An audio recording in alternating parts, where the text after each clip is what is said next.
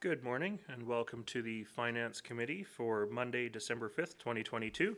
I'd like to call this meeting to order at 9:31 and acknowledge that the Sunshine Coast Regional District is located within the territories of the Sechelt and Squamish Nations. We do have a lengthy agenda in front of us today, but first up, are there any changes to make to the agenda before we get going?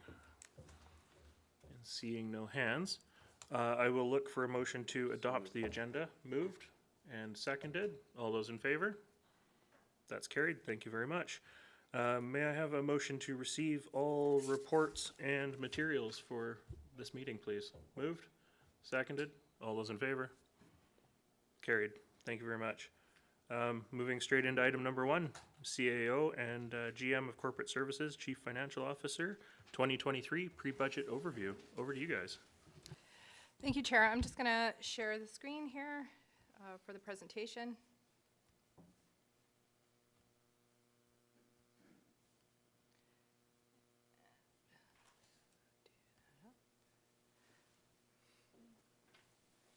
Where is this?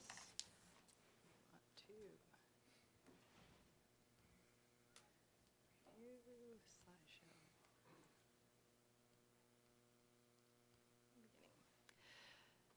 So we just have a few slides here just to do an introduction. It does touch on a few items that are within the agenda. We have a presentation that'll include an update from our CAO, as well as our Human Resources Senior Manager.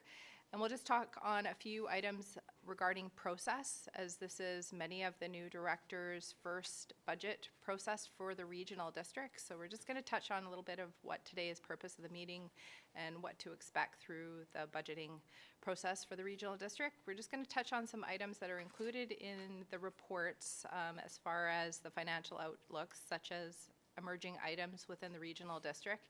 And then we're just going to review some of preliminary factors and what-if scenarios that are included in the budget as well. So, and what are next steps. So with that, I will turn it over to our CAO.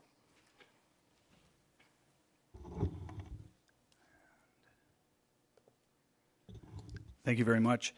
I've just got a couple of slides, actually 3 slides I wanted to go through just for a bit of context. Returning directors will recognize a couple of the slides, and hopefully this will be a bit of a benefit to first-time directors as well.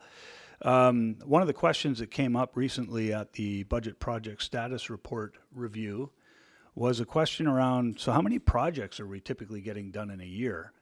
And by projects we're typically getting done in a year, these are the special projects that are outside of what we consider to be typical operations.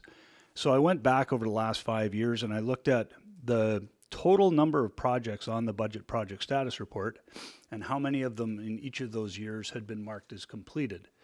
And as you can see, over the last 5 years, the number of projects completed annually has risen significantly, but not at the same level as the number of overall projects on the Budget Project Status Report continues to rise. I think if we were looking at 2023, that number of 230 is going to be even potentially higher. And so it's just, it demonstrates how much work there is to do. And one of the things we'll see when I flip over to the next slide is that while we have staffed up in some of the areas of our organization to deal with this additional workload, a lot of our support services areas like HR, legislative services, and finance have not staffed up as much, but they have a lot of interactions with these many projects. So we're starting to see the burden of some of that. This next one's a slide that I've done for the last couple of years. For the new directors, local government works on what we call an 80-20 rule, and that just means that 80% of all of our time and resources just goes into day-to-day operations, and it typically leaves about 20% of the remaining time to do all the special projects, although a lot of the projects you'd see on the Budget Project Status Report, items that are directed on the strategic plan. All of the real high-level strategic stuff is done in that 20%. What we've noticed over the last 3 years, especially since COVID, and in addition to COVID, just some of the new legislative requirements, it's becoming more onerous to provide the same amount of service. So it used to be 80% of our time is probably now around 85% of our time just to keep the lights on and continue providing services, which leaves us less additional time to do all of the growing numbers of projects on the BPSR. So one of the things that we've been looking at, and we're one of the only regional districts I'm aware of that tracks this, there may be a few more that do now, but when I did a scan a year ago, we were one of the only ones that tracks the actual unpaid extra hours that our staff works. We do it with all of our excluded employees, but I'm only going to highlight the SLT. So what I've done is I've just taken an average of all the SLT members. In 2019, the average SLT member worked an additional 67 days, 75 days in 2020, 63 days last year, and we're on pace for each member of the SLT to work an average of 66.5 additional days. That's 13.3 additional weeks of work. Jerry will have some comments about how we're doing in terms of morale, et cetera, but it is a lot of additional work, and it continues to be a concern, and despite our best efforts, we're not driving that number down. Now, I wanted to just touch on a little bit about some of the things that we changed in terms of our process this year, recognizing that each year the number of projects on that budget project status report goes way up. Even though the amount of projects we're completing goes up, our hours still are super high. I think when I counted, we had about 25 excluded employees that have worked in excess of 200 additional hours this year. And those do not include all the time that people are spending in the EOC. That's not even included. So all of the EOC time is in addition to the extra hours that were on the previous slide. So to try to combat this year, we really tried to focus on why are we bringing projects to the pre-budget? If we're gonna propose a new project, given all the projects we already have and how hard it is to complete them, there better be a good reason why. So we tried to focus on why are we doing it? Are we doing it because we have to do it? It's mandatory for some reason? Or are we doing it because we strategically choose to do it? And if we're gonna choose to do it, there better be some real value or priority to something that doesn't have to be done, but we're potentially choosing to do. And part of that we looked at in a more rigorous way earlier in the process. What are the impacts of a project you might be proposing in parks, or in recreation, or in water, or in solid waste? What impacts might those have on communications, on legislative services, on the finance staff, on HR? And we tried to really dig into the impacts because we were seeing so many of these new projects had unforeseen impacts on support services departments that we hadn't really adequately considered before. We also looked at earlier in the process at where could we pay for this other than taxation? What are some of the options we have to finance these things given the overall financial impacts that are occurring year over year? And we did that over 2 distinct stages, but really 4 stages. First, we had the GMs work with their staffs to forward ideas that might make it to the list that you saw here today. And initially, they did it verbally. They were provided direction that either that's probably not something we need to bring forward this year, or bring it forward to what we called stage 1. I think we had close to 150 projects come in at stage 1. We whittled those down substantially at stage 2, where we came back and dug into them some more. And then we had a third round where each individual GM met with myself and the chief financial officer, and we tried our best to figure out if there were things that we didn't have to put forward on the list. So this huge list that you're going to be going through over the next couple of days is after we've filtered out probably 50 to 70 projects that you don't even see on the list. And try though we might, it is still a very onerous list to go through. And it's going to be a challenge to get it all done. It's a lot of important work. And I look forward to the discussion today to see how we all make out. I'll turn it over to Tina, or over to Jerry.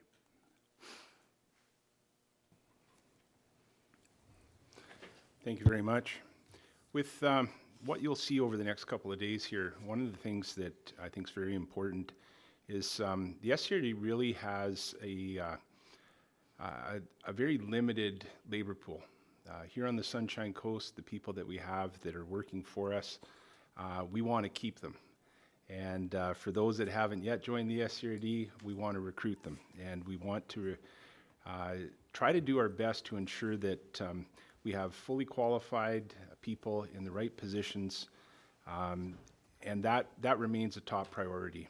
The board will see actually through our reporting processes over the year, we have semi-annual reports where we do get back into metrics where we're talking about the number of positions that are filled, the number of people that we have working in the organization, and we want to make sure that we keep our excellent resources. We're not alone, though, in terms of some of the things that are affecting actually the whole world, but certainly North America in particular. With the onset of the pandemic, the idea of burnout, or maybe you've heard the term quiet quitting, where people are actually saying, I'm not going to keep doing all the stuff that I used to be doing. People are making lifestyle decisions. Where do you want to work? The Great Resignation was one of the things we heard about the past year and a bit. And of course, here specifically to the Sunshine Coast, the issue of housing, although it seems to be improving, remains an ongoing concern as people look to relocate here, or the challenges they face. I think it's important as well to let everyone know that every time a vacancy occurs at the SCRD, we go through a mini review. We actually sit down with the line managers, we talk about the position itself, we talk about the qualifications that are needed, and one of our favorite sayings is form follows function. So what's the function that we're looking to fill? And that'll give shape to the job that we're looking to create or revise. And we do this throughout the year. It used to be very seldom. Now it's an ongoing process. So we want to make sure we've got the right people with the right qualifications in the right job. And a big part of this is we're continuing to work on the culture. And the culture of the SCRD now compared to a number of years ago, we actually think we've come a long ways in terms of being an employer of choice. So when people have the opportunity to come and work for us, they're happy to come here. They want to come here. They want to make the lifestyle choice to come to the Sunshine Coast and to stay with us for quite a while. One of the things that we've also been talking about at the senior leadership level is, in terms of the culture, is integrating work and life and trying to work towards a more balanced approach. I'd like to say we've been successful, but the reality is we're not there yet. We still have a lot more work to do. The excessive hours that our CAO mentioned continues to be a challenge. Even still, morale has remained fairly high. One of the things that we're finding, though, is when it comes to burnout, things along that line, we have some more work to do to make sure our staff are doing okay. One of the things that's been launched recently is what's called Mental Health First Aid. It's a training program that is designed to ensure that people are doing well. And we've also recently revised our performance engagement program to really get into talking about well-being in the workplace, and that'll become a focal point as we move forward. And then in terms of job postings, year to date, we're actually, I think this number again has changed over the past little while.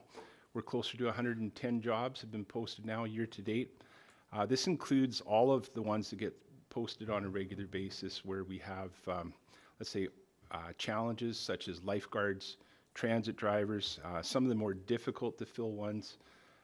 For those who are involved in our other member municipalities here on the Sunshine Coast, it's no secret that we sometimes are trying to fill jobs with the same resources, and they'll go back and forth from one organization to another depending on what opportunity presents itself. Certainly in our water treatment, our engineering technicians, things along that line. The good news, though, is that we're actually having a fair degree of success in terms of filling our jobs, including some long-standing vacancies. So based on the work that's occurring with our line managers, we're also engaged in staff development, whether that's project management or other things related specifically to the kind of work that people are doing. This past year, we've seen far more internal promotions than we've seen in previous years. We've also had a high level of external interest. And again, this is part of that great resignation, people looking to make lifestyle choices and come here to the Sunshine Coast. And then this past year, we actually did a pilot project where we're using, it's actually LinkedIn, a social media platform, where we've done some targeted recruiting, trying to increase our pipeline. It's been pretty successful in terms of drawing in new interest, new applications, and we filled the job as a result of that effort. And we've also expanded our advertising, including reaching out to colleges and other technical training institutions, not just here in BC, but also in Alberta. So we're seeing some promising results through those efforts. And I'll turn it back over now.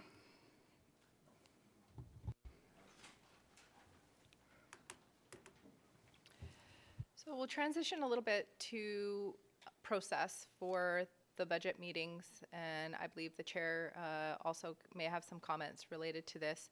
But really, the purpose of today is to review the current work plans and the carry forward. So to talk about, make some decisions on the projects that have been already approved in prior budgets.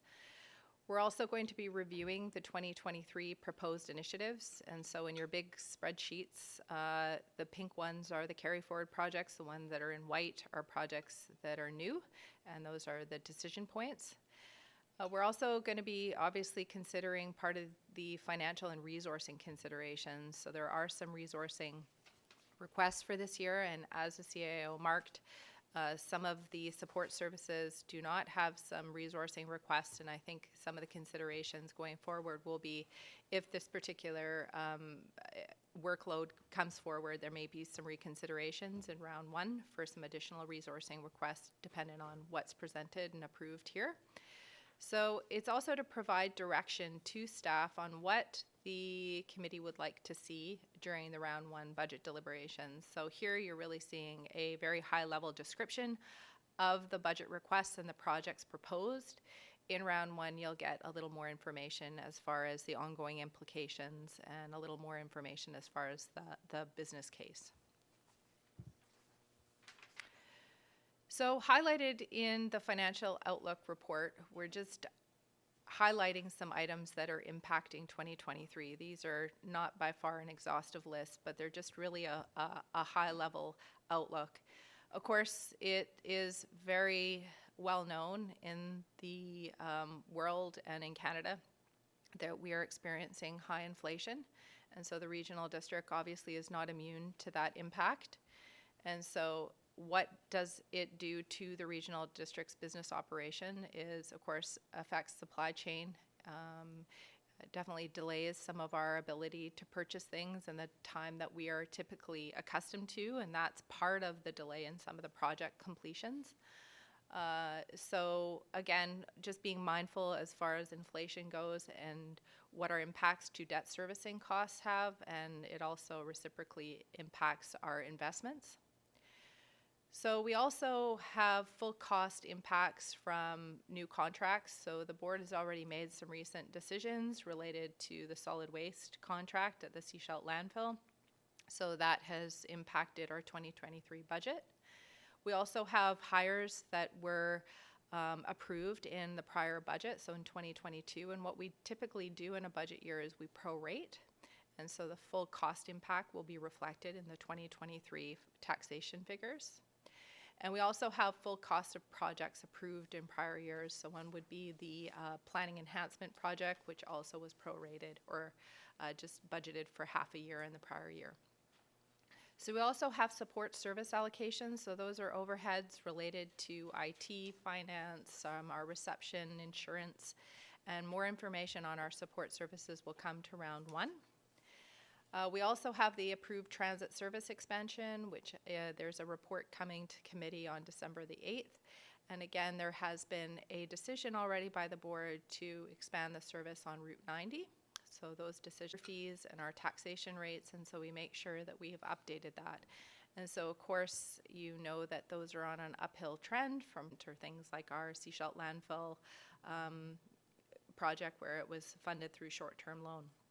And that was for the Seashell landfill ground issue, which was almost $1.6 million at total. So we also have introduced just a preliminary taxation. This is only for, I think, presentation or iterative purposes for today. It's really not to say that this is going to be the bottom line, but it's really to understand what the impacts of reserves, et cetera, has been. So some of the emerging items, so we still have projects that are being tendered on a regular basis, so what implications those will have on the 2023 budget is unknown, so we will still potentially have some decisions. We do try to incorporate some of those decisions within the budget document, so sort of freeze frame and understand that this is the current state and what the future state is going to look like, because otherwise it's really sometimes hard to grasp where all the financial implications are going to impact your various service areas. So we try to include those in the budget. So we also have successful approval of some grants. So we have several grant applications out through UBCM, whether it's for a heat, the impacts of heat domes. So we have hopefully some decisions to come forward prior to our financial plan adoption, but sometimes those are after the financial plan, and so the projects are dependent on the decisions of those grants, so hopefully we can tie those together. And of course, on Friday, we have a very large agenda that's going to be distributed related to the utility rates. And the reason you're going to be seeing those prior to making the final decisions on the projects is because the way the bylaws are written is that those are annual rates, and they have to be, those bylaws have to be approved before December 31st of the year, so it's a timing issue. So that's why we've been working towards trying to move our budgeting process further into, say, third quarter. This meeting would typically happen late November or late October or early November. So hopefully next year we're going to be having this meeting earlier, so then some of those other decisions will be tied to the utility rates a little sooner. And again, the transit annual operating agreement, that decision is going to be coming forward as well on Thursday. So included in the agenda, we've provided some really high-level tax impacts. It's called the what-if scenario, which we'll present, but it really does provide a high-level understanding of each particular service area. And of course, those are based on existing assumptions, and we don't have any impacts related to BC assessment. Those will be incorporated in the round one deliberations. As part of round one deliberations, we will also provide some impacts as far as what assessments have done on the Sunshine Coast and how that impacts each area. So we'll provide a report on that. So this is just the what-if scenario at a very high level. And so going from the top line, the baseline is really those decisions that have already been made or contractual obligations that the regional district already has, including collective agreement changes. So starting off, we have an overall tax impact of 5.1% projected at this time. 2022 deficits, these are just estimates right now based on the Q3 variance that was presented in October. So these numbers are very much subject to change by the time year end. And we'll report on those final deficits at round 2 in February once the SCRD's year end process has concluded. We also have changed the rating structure of how these particular proposals have been presented. In the past, we used to classify them based on mandatory, which were eminent asset failure, safety, or regulatory. We used to have things that led to the board's strategic plan. And then we had items that were related to high cost, low value, and whether they maintained the existing service levels. Now we've shortened, or I think simplified, the rating, which is really non-discretionary projects, which encapsulate those particular rating classifications, as well as potentially there has been a board motion related to that item. Discretionary means there is some choice related, and it may mean service level decisions. So those are the other criteria. And what's not recommended, and this is a new classification that we have included in here, and there's various rationale as to why staff have not recommended moving forward on some of the projects. And typically it may mean in competing with the non-discretionary projects, there may just not be the capacity or resources or funding to meet those particular projects. We have also this year, as part of a process improvement, is included the capital plans as part of our budgeting process. In the past, the capital plans would be presented at various points of the year, and financial decisions related to those capital plans were made, and there was really not a link between what the overall financial implication for that service was. So we're including them in the budgeting process so you understand what the financial impact of those decisions are in the context of the service level with all the other projects associated with that particular service. So the cumulative totals, again, these are just very preliminary and high level. If everything was approved, that is that bottom number there. Of course, these are subject to change to assessments and related to any of the decisions that come forward. Of course, right now, the decision for round one is not to approve some of the projects, but it's really what do you want to see or what don't you want to see coming forward. It's actually more the latter, which is what don't you want to see coming forward to round one. So as well, at the November 24th Committee of the Whole, our communications manager in Buckley presented the communication plan for 2023 budget. And so we already have some sessions planned for December 13th for the utility rates. And so we have various tools that will also be used to communicate our budget. And typically what we try to do is we do communicate on various budget-related items throughout the year, but sometimes they're very project-specific. So whether it's on specific projects such as water or Cooper's Green or related to solid waste, we have lots of engagement that goes on throughout the year that actually leads up to potential budget decisions. But again, we're going to be focusing our budget communication, which will also include some presentations to our member municipalities between round one and round two. And we'll also have some sessions which are typically led by our area directors. Again, and hearing that Friday nights are probably not the best nights for those, but we're going to be having some sessions for the various areas throughout the budgeting deliberations over the next few months. We also, our staff meet with various community groups on occasion, and budget will be part of those engagement sessions that come up. And with that, proposed timelines, if the public or board are not aware, our round one deliberations are scheduled for January 23rd. Round two is February 21st, 22nd, and the financial plan is scheduled to be adopted on March 23rd.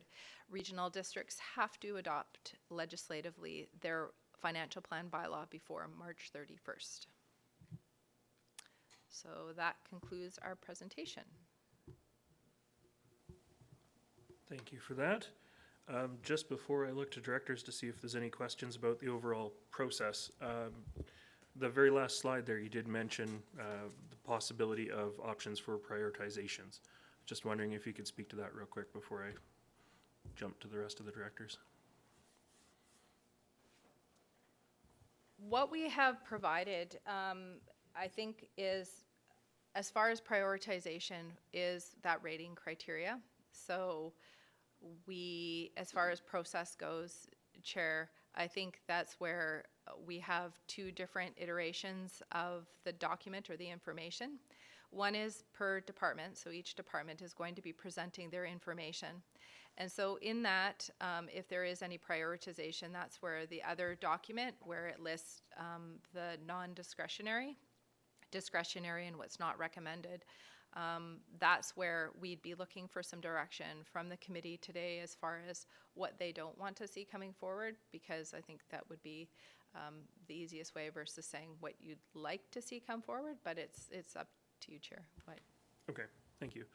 Directors, any questions on the overall process as presented from staff? We will be going through, when we get to the new projects, we will be going through it page by page on the paper copy. I do have Excel sheet line numbers if you're working digitally. But when we're looking at everything highlighted in pink, that'll be coming up here in Annex A. So just real quick, are there, my apologies, I've got a speakers list. Director McMahon. Sure, I've got tons of questions, but I wanted to roll back to the budget project status report summary and how many projects are completed. Some of the projects have a one-year timeline, and some of them are multi-year projects. So it would be interesting to know basically how many of the projects were not completed in the projected time, because that would give us a better sense of how much we're slipping, if you see what I mean. If we have 100 projects, but only 35 of them were intended to be completed in the same year, then it's kind of different. So I would be interested. Some of these are very large projects and ongoing, years. So, and I had an HR question, which was, given long-term vacancies in some critical positions associated with infrastructure projects, have we looked at backfilling with contractors or consultants? Good question, which I know was already flagged actually for the Committee of the Whole this week, but Mr. Parker. Yeah, thank you for the question. Actually, yes, we have. We have been exploring that on a few different occasions. It has not proven successful so far. We've also done other creative things where we've actually created training opportunities to bring people along. We have reclassified jobs, created promotional opportunities, and we're seeing some success with those things. Thank you. Thank you. Director Lee. Thank you, Chair. My question is around the what-if scenarios, and I associate it to the spreadsheet we're going to look at as well. The bottom line of those things is what often gets discussed in here and in the media. And my question was, are the operations increases reflected in that spreadsheet? I think the answer is no, but I'd be interested in our CFO's comments on that. Director Lee, your operational base budget increases, is that reflected in those totals? Was that the question? Yes, Okay. in the percent increases. Thank you. Staff? So items such as the Seashell landfill decision that was made would be included in here. The base budget decisions that are included over and above in the package are not included in this particular baseline. Those are in those either discretionary or non-discretionary line items. So decisions that have already been made are included in that baseline number.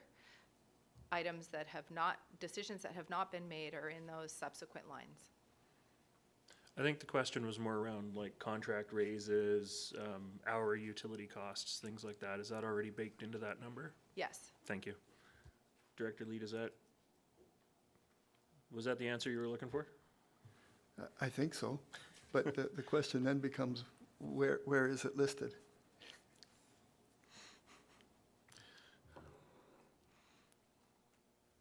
Let's put a pin in that for the moment. Are you okay with me doing that? Yes? Okay. Director McMahon? Yeah, I wanted to talk a bit about the impact of EOC activations on us financially over the last 3 years. Because that has, I noticed that the excessive hours reported started in the year of COVID. And I'm interested in how the dozen, or it may be more than that, EOC activations have impacted us financially as a regional district, because there's a lot of costs that we are absorbing that are not reimbursed by the province. And it's becoming chronic. Like, we've had almost continuous EOC activations for 3 years. So it's major, and the province does not reimburse us for most of the direct costs, and certainly not for the indirect costs in terms of how many projects are sliding, because we can't possibly do business as usual and staff the EOC at the same time and respond to emergencies like the water crisis. So I'm interested, and we can't be alone in this. There are a number of other regional districts that have had a large number of emergencies and ongoing and overlapping EOCs. So, one, do we know, can we pick a number out of the air for how much this is costing the taxpayers locally? And number two, are we talking to the province about this? Because this seems to me to be unsustainable. CAO McKinley. Yeah, I can start with some general comments, and then the CFO may have a couple of additional comments. I think one of the biggest challenges with the number, not just the number of EOC activations in the last 3 years, but the length of some of these activations and the nature of them, is that while we get compensated financially for the time that some of our key staff are spending in the Emergency Operations Center after regular working hours and on weekends, the entire time they're in there between working hours, like whenever their regular working hours are, those are being paid for operationally. So they're being paid to be in the EOC during regular working hours, and they're not doing the projects, the many projects that continue to grow on the budget project status report. So it has a financial cost and it has a time cost. And one of the challenges we're finding is that the Emergency Planning Act, which is under review right now, is not particularly well written to deal with regional districts. And the province still doesn't have a really good understanding of how regional district works, especially how regional districts work when it comes to emergencies. And a real easy way to demonstrate the province's lack of understanding of regional districts is if we think back to the COVID relief funds that the province dished out. They dished it out where on the Sunshine Coast, Gibsons and Sechelt got way more money in COVID relief than the regional district, who delivers the vast majority of the services. So they clearly don't have a very good understanding of where all the financial investments go and where a lot of the effort comes from to deliver these services. I think that remains a challenge. Just quickly with respect to the additional hours, we did include 2019, which was the year before COVID. So that was the year before I arrived. The numbers were still high, but those numbers have grown a lot. Probably, 2018, 2017, they might have been down. They've grown reciprocally with the size of the budget project status report. And I'll turn it over to the Chief Financial Officer, who may have a better idea of what the actual financial impacts might be. Yes, thank you, Chair. So we do come to the board for financial decisions related to any EOC-related activation. So for instance, for the drought, we have an up to amount that is approved, and I believe there's an additional report coming to December 8th, Committee of the Whole, related to some further decisions. So do we track the cost? Absolutely. We track the non-recoverable time as well as the recoverable time. So we do know the cost, and we also attribute the cost associated with the emergency. So for instance, the emergency activation for the drought is recovered through the regional service. So if staff outside of that particular service, so if we have a planner that is working within that particular drought EOC, those costs are now being borne within regional water. So we're still using the regional district model. So yes, we track everything related to the EOC and what it's costing. The part that we do not track is the, as the CAO mentioned, the cost associated with not delivering the services or those resources. So we sometimes backfill, but it really is difficult because you don't always know the nature or the duration of the backfill requirements. So I know that's something SLT is discussing, especially because for the last 3 years. It seems like we're in ongoing EOC and how it's impacting our staff. Thank you. Director Henderson. Thank you, Chair Toth. I wonder if we could hear more about how what benchmarking is done by our staff in producing these budgets, comparing to other regional districts, perhaps even other corporations.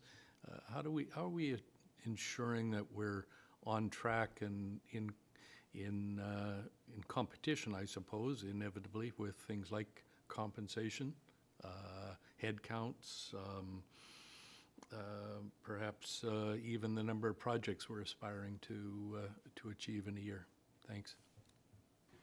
Just before I go over to the staff desk, I know it has been a source of much discussion in the past how every regional district is a special and unique snowflake. So comparison from one to the other, but I don't know if we do service level comparisons at least.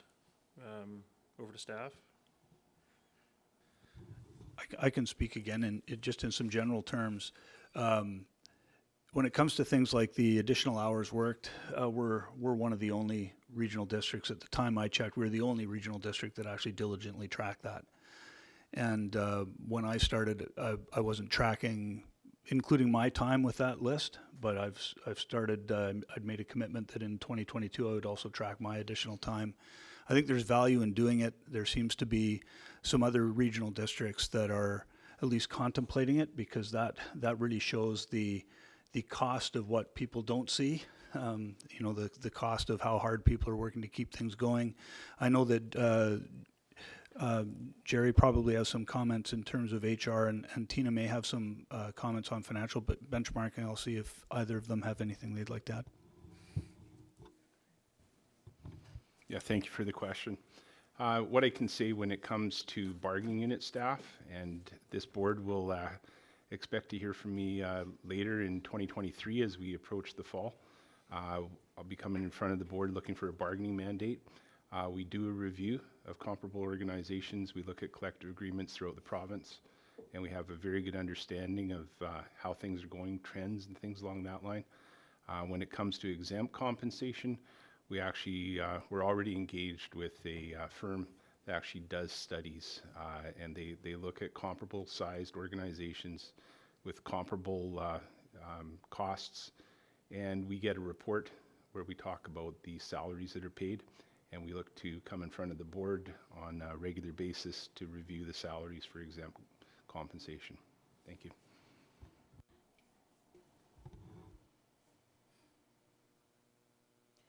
I'll comment, Chair, just on related to financial benchmarks. So one of the things that some of the coastal regional districts do is we do engage on a voluntary benchmarking from a financial perspective. And what that has demonstrated is that because regional districts are so unique, so for instance, if we measure ourselves against Strathcona Regional District, not apples to apples. So if we do our debt ratio compared to them, it just does not compare.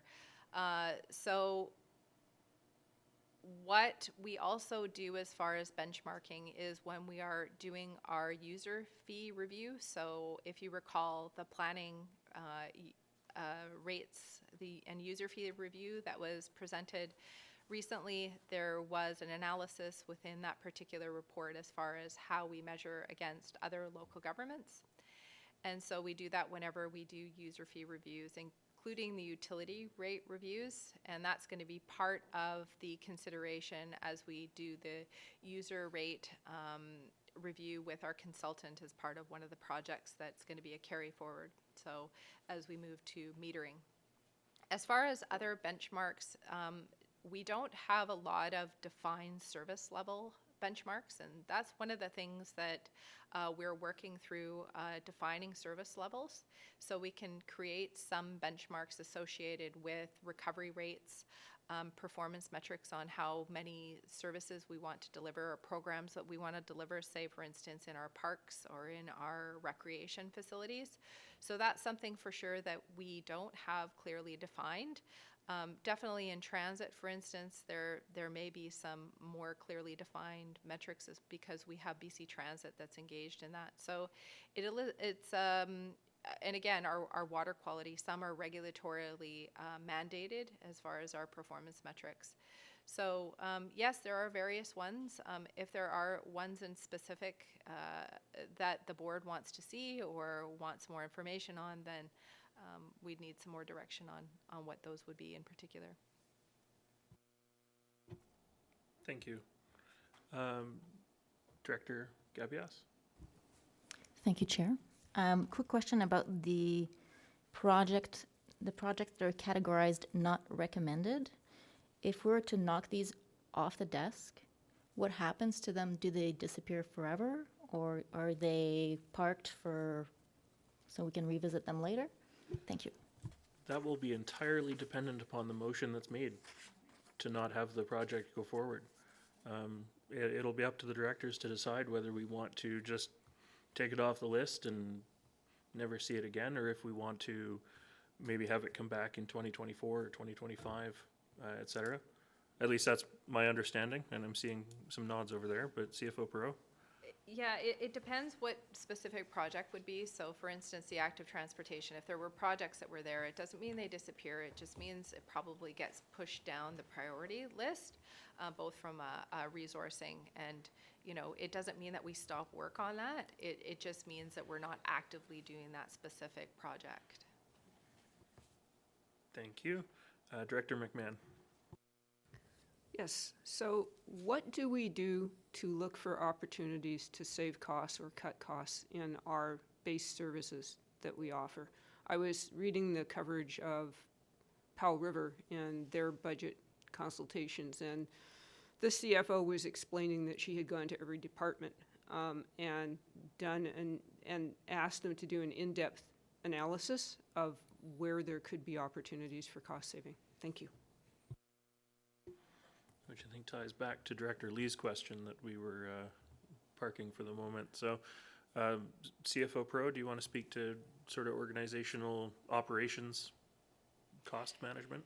So as part of the budgeting process, which started several months ago, we've had every budget manager and various members of their team engage on what we call their base budget review. So they literally go line by line, and they go and take a look at detailed contract costs. And various departments have thought that potentially they needed additional money in certain line items, but saw that maybe they were underspent in other line items. So we have omitted. So that's part of the asks that have been deferred as part of this particular review process. So we do undergo quite in detail, and because we have several new managers in the organization, this was a very helpful exercise for them to also help in managing their budgets, so they can see specifically what they have for various types of operational expenses that they need to for that particular service delivery. So yes, very detailed, line by line. Each manager is accountable. Thank you. Director Lee? Thank you, Chair. And yes, that did finish the answer to my first question, but I do have another clarification question. My understanding is the province only rebates the overtime on our emergency operations center. And if I am correct on that, then this would likely mean that we have collected dollars for one purpose by function, by service, and we are then, if we're using people from that area, spending those dollars on EOC instead of a project or whatever we collect the taxation for. And if I have that right, we must tax again for the same project the following year. Or anyways, you see where I'm coming from. Maybe you could answer that for me. So what would happen is that if particular staff are working outside of their service, that would just generate a potential surplus in their function. But that's not always 100% directly correlated, because they may actually have people working overtime to make up for that particular one. So it's not one for one. It's not because of that happens, this will happen. There's many variables associated with that. And also, if there's underspent funds associated with a project, that's part of what gets carried forward. So only the budgeted amounts gets carried forward into, so the non-spent amounts. So if they didn't spend it in 1 year, only the unspent funds. So we don't tax 2 times for the same service. So no, we don't do that. Follow up? So that means there's no need to consider that right now during our budget deliberations. That's what actually prompted the question. No, it doesn't increase the value next year, if that was part of the question. No, it does not. Okay, thank you. Director Henderson. Thank you, Chair. Maybe going to magnitudes, a couple of things. In the EOC, we've heard numbers and data that do exclude the costs and the impact of the EOC on hours worked and so on. I'd be curious what is the total cost of the EOC this year? However staff would like to phrase that. And the other is a pet project of mine. When we hear percentages, I always like to see them converted to dollars as well. So we're talking about a 5% increase. What does that really mean in dollars before we, some percentages sound quite emotional, people react emotionally, and when it's 10% of $100, maybe it's not as significant as 10% of $1 million. Thanks. Thank you. I don't know if CFO Pro has EOC costs at hand, but maybe you can speak to the percentages versus dollars amount. I don't have total cost EOC for 2022 on hand. What we have is an up to amount, so more information on the drought specific is coming to this Thursday. So part of year end, we would present what the total costs are, because we do have to reconcile what's recoverable and what's non-recoverable, and sometimes we don't know that until after we have submitted our claims to EMBC, because sometimes costs don't always get recovered in the same manner that we may or may not assume. So those are part of the year-end presentation that we do, is the final cost for EOCs. Okay, thank you. Follow up? Just on the dollars versus percentages? So that information is going to be presented at round one once we know the BC assessment numbers. And what we do is we actually add each particular financial implication. So what we presented in the what if scenario today is really just the property tax, so what's called ad valorem. So it's the one that's associated with the property tax value. We also have the user rates, frontage, and parcel taxes that over and above. So what we do at round one is we then translate the particular percentages, because again, today we're not making any decisions associated with any of this. We're just really making decisions on projects. We're not making really financial decisions today, or as part of pre-budget. So that's going to be for sure presented as part of round one and part of the budget package that gets distributed to the public. So yes, we do equate those to numbers. And again, in some of the user rate reports that you're going to be seeing on Friday as well, the percentages get translated to numbers. So yes, we do provide that, just not today's process. Thank you. Director Bax. Yeah, I have one more question about the EOC costs. Are we going to get a list of the number of staff hours that were put in on a regular basis rather than the overtime hours as a cost? So, example, if 3 staff were working on it for 8 hours in their regular hour time, are we going to see the actual cost of their wages for that particular time? That's not going to be, that's a non-recoverable cost. Good question.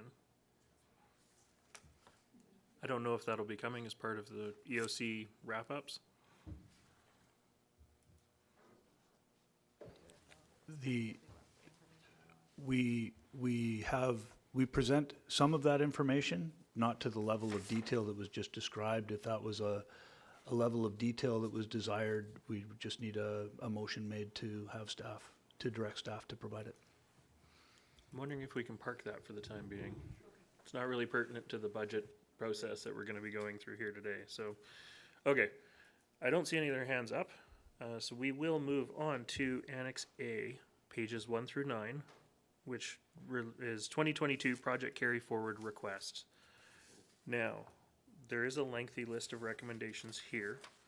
I forgot to check with the staff how they would like us to go through this report. Is somebody going to speak to Annex A? Or are we just gonna go page by page and see where we come out? Sorry. Thank you, Chair. So for Annex A and Annex B, those I will lead the introduction and give a little summary of each report. And if there are any questions associated with the various projects associated or references in there that may be associated to, say, community services, then the GM of Community Services will answer those particular questions, or if they need any detail. So yeah, I'll do the intro, and then if there's any questions directed to specific staff. Okay. We're at that point now, so take it away. Okay, thank you. So the project carry forward requests for 2022 are presented in front of you today. And the reason why this is here is because prior to year end, and because we have not adopted our financial plan for 2023-2027, these particular projects and their associated funding, we want to continue funding prior to our budget adoption in March. And so we need some direction from the committee and from the board as associated to which projects they want to see in the 2023 financial plan. So we've also made some recommendations here, and in the past we have done this, but not to this level of degree, but that's potentially correlated to the number of projects that we now have on the docket. And so we have several recommendations in front of you. As far as projects that we are not recommending be included in the next financial plan. And so if there's any questions related to this, then staff are here to answer. In the attachments here, I can maybe also explain, Chair, that Attachment A are the list of projects and their estimated funding that's going to be included in the financial plan. But again, those are values that are updated right up until the year end is concluded, and only the values of unspent funds are included in the final budget iteration. We provide a final summary of the carry forwards at round 2 once year end is complete. Attachment B are some descriptions as to why the particular projects that are not being recommended be carried forward. And there are notes and some rationale included. Thank you. Staff are available for questions. Thank you. Director Lee. Yes, thank you, Chair. My question is, are these projects also listed in our big spreadsheet that we're probably going to be going over? No, they were excluded, so they are not included in pink. All right, Director McMahon. Right. The very first one, the title is Watershed Governance Feasibility Study, but if you look under the recommendations, it's a watershed service feasibility study. To me, that's two very different things. The watershed service feasibility we covered off, I think, last year. But watershed governance is, in my understanding, an entirely different project around how we will move forward with watershed governance on the Sunshine Coast. So could somebody explain this to me? Thank you, Director McMahon. CFO Perot. So in tracking what projects were approved, so then we can follow the breadcrumbs, this is what was originally approved back in, I believe, 2020. And so what happened is we did then receive a grant, And so it changed the scope or expanded the scope of that particular project, which then there was a presentation early this year that then said we'll continue to do watershed governance through the existing services that we have. So this is just the funds and the related original decision to explore the establishment of a new service for watershed governance. And what we're saying is there's subsequent to that initial decision, several things have happened that no longer, there's been decisions that no longer require this particular item. Follow up, go ahead. I thought that the service we were looking at was watershed protection. I think through the various years, there were different names thrown at the same thing. So when staff look at the original recommendation made through budget, this was the original recommendation. So we're just doing like for like. So if 10 years from now, we try to match. So you are correct. It has evolved into those various components, but that was the original recommendation. Thank you. Director Lee, I see your hand up. All right, Director White.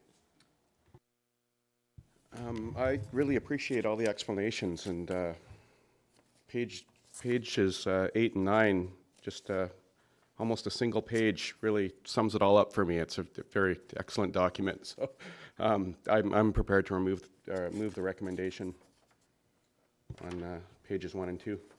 Okay, I have a mover. Do I have a seconder? Seconded. Okay, we've got a seconder. Thank you. Director McMahon?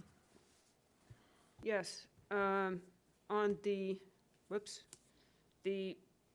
building envelope panel drying, it doesn't say what building.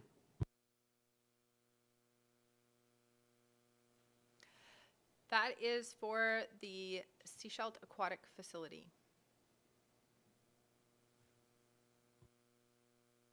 Did you have a follow-up to that, Director McMahon? Not that one. I'm working my way through. Okay, well, your hand is the only one up, so go ahead.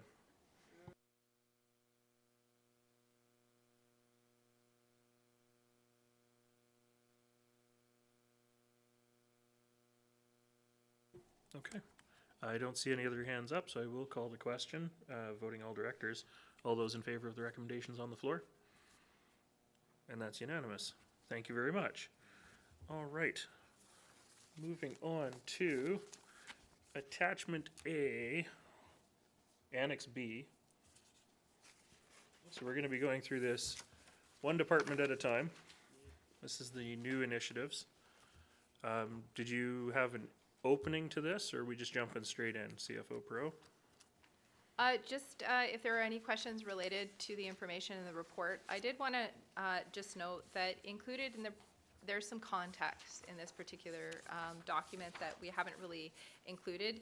We did include some census stats, and if there's any questions as to why we would include some of that, I think these are some of the questions that through the years have been asked. And it's really, you know, what is our ability of our users to pay for things? Some of the comments that we receive, especially during utility rates, is with people on fixed income.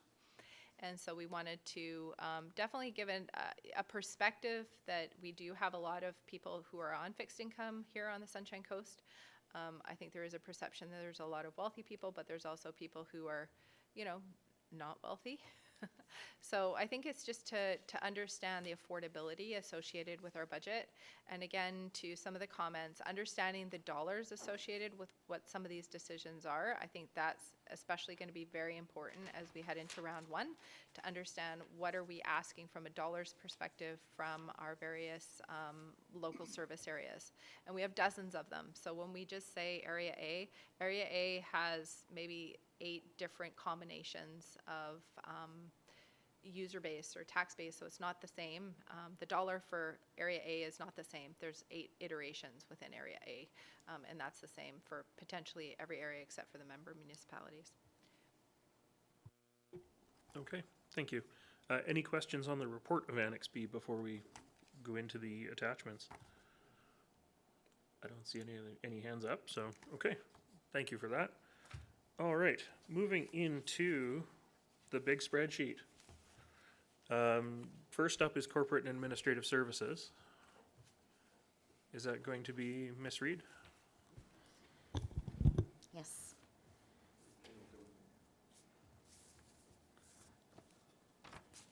So there's actually 5 projects for corporate and administrative services, and I'm going to speak to 2 of them. I think Dean will be speaking to a couple as well. The first project is for a lift for a legislative assistant, and that request is coming forward as a follow-up to a budget proposal approved in 2020. So that request was for casual support for ledge services, and we were to revisit it this year. So I am bringing it back with a request that the .5 temporary position be made permanent.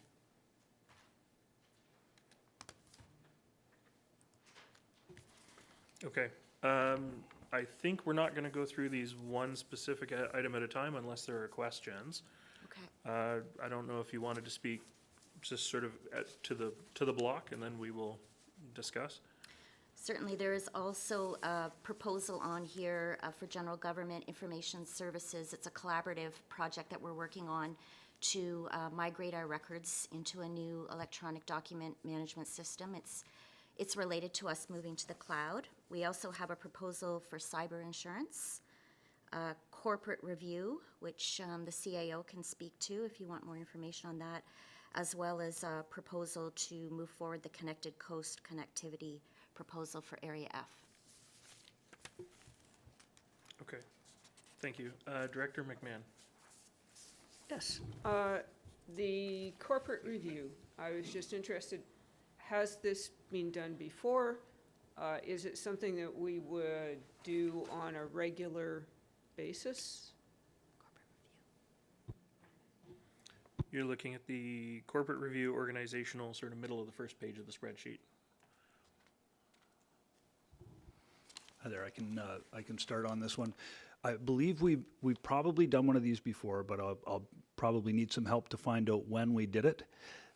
It's been a while, I would imagine, and especially with the amount of growth in the number of projects, the size of the organization, the capital budget, the operating budget, and looking at all the effort people are going through, this seems like a really good opportunity to bring in some people that specialize in looking at this, especially through the lens of regional districts, to tell us if we have the right people in the right places, focused on the right things, especially given the fact that we'll be working with the new board on a new strategic plan. So do we have our resources and everything aligned as well as we can to be successful? That's the gist of it.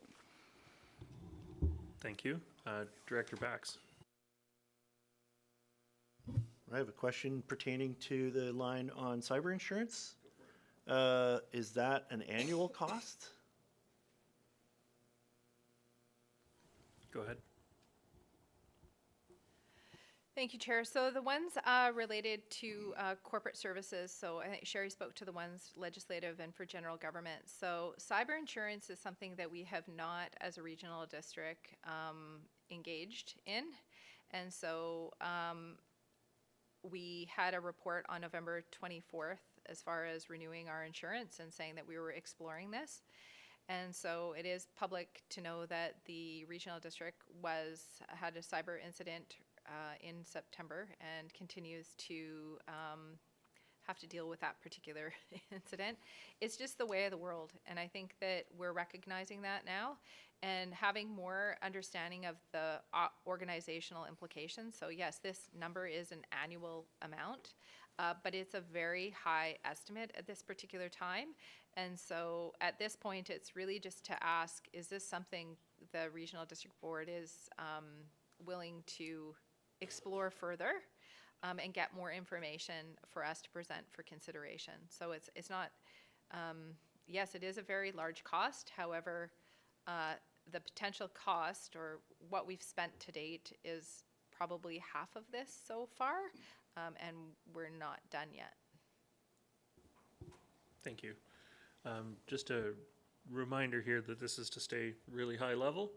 And if there's anything particular that we don't want to see move forward or that we do need more details on when we get to round one, which is when we'll be more deliberate in our efforts, Did you have a follow-up, Director Bax? I'm fine. Okay. Director McMahon? Right, sorry, are we going by function number, or are we doing all the green ones on page 1 of the spreadsheet? We are looking at, since staff spoke to it a little bit, we're gonna look at pages 1 and 2. Everything that is, in this case, green, is up for conversation, discussion, removal, All right. request for more information. In that case, the HR Resources Advisor Talent Acquisition Specialist 1.4 FTE, why is it 1.4? It sounds like one person. That's a really big person. Senior Manager Parker? Thank you for the question. Currently, the composition of the Human Resources Department is 4.6 FTE. And FTE 1.0 is a 5-day-a-week operation. So we have 4 staff working 5 days a week and 1 staff member working 3 days a week. So the proposal in front of you is to bolster the current 3-day-a-week role up to 5 days a week and to add an additional role of 5 days per week. Thank you. Thank you. Director Lee? Thank you, Chair. I guess now I have 2 questions. Could we go through like page 1 and then page 2, so it's easier for us to find the things we're talking about, if that Yes. would work? Yeah, Okay, thank you. we will. It's only because staff introduced The the whole entire package. department. It's only the 2 pages for corporate services, so Yeah, I we'll can- take these 2 and then we'll go page by page as we go on. Thank you, Chair, yes. And my question is similar to Director McMahon's on the same issue. It seems if we're going to add a 1.4, we must be doing some new functions, or we must not be getting something done that should be done. And at that high level, I'm just questioning, should this go forward based on those comments? Or do you want to leave that until we go into detail later on in round 1? I think it's a fair question at this point. Okay, thank you. Yeah, for sure. Senior Manager Parker? Yeah, thank you for the question. I think when we went through the initial board orientation, one of the things that I was looking to highlight is the number of new and emerging things that are continuing to occur, not just in the SRD HR, but throughout BC and in fact Canada and the world. So some of the things we're talking about: inclusion, diversity, equity, First Nations, Indigenous relations, psychological safety in the workplace, things that are evolving that we're continuing to do off the side of our desk, and we're not doing them very well. We're not doing them robustly. Recruitment, as you've heard over the years and you'll continue to hear, mostly doing okay, but in some areas it's certainly a specialty. And I personally delved into the LinkedIn experience to try and learn how to do all of that. If you've ever gone in there and tried that, oh my goodness, it is a specialty function on its own. So building the talent pipeline and the work that goes into talent acquisition is actually significant, and with some success. So it's really along that line. Yes, we have vacancies we're looking to fill. Yes, it's dedicated and specialty work. Yes, there's a lot more that we're not doing very well, and there's a lot more to come that's still off the side of the desk. Thank you. Thank you, Mr. Parker. Director Stamford? I'm looking at line 155, feasibility for Connected Coast. When this was announced a couple of months ago, I think the regional district and the federal government were quite clear that this wasn't going to cost individuals anything or residents anything. So this is a $10,000 addition to taxation for the islands for the feasibility study. Is there any options of getting this looked at through granting or other process? I'm going to take a stab at it, and we'll see how well I do based on what the CFO says afterwards. This is really to look at how do we set up the ability to receive funding. This is supposed to potentially result in profit sharing flowing back to the regional district through this project. But we don't have a service or function capable of receiving those funds. So this is a feasibility study to look at how we would do that, which wouldn't be eligible to be covered. It's not part of the grant project, so we can't do it that way, and we would have to pay for it through taxation. Did I get it right? And Almost. it's really because only the local area, the two, Keats and Gambier, are the one benefiting from this particular, and so we don't have a function for this particular purpose of the regional district. So this is to establish a function for the service, so just those particular area will benefit. So what that would mean is that the grant and all the project and associated costs would flow that particular, so we need to engage, so there might be some advertising.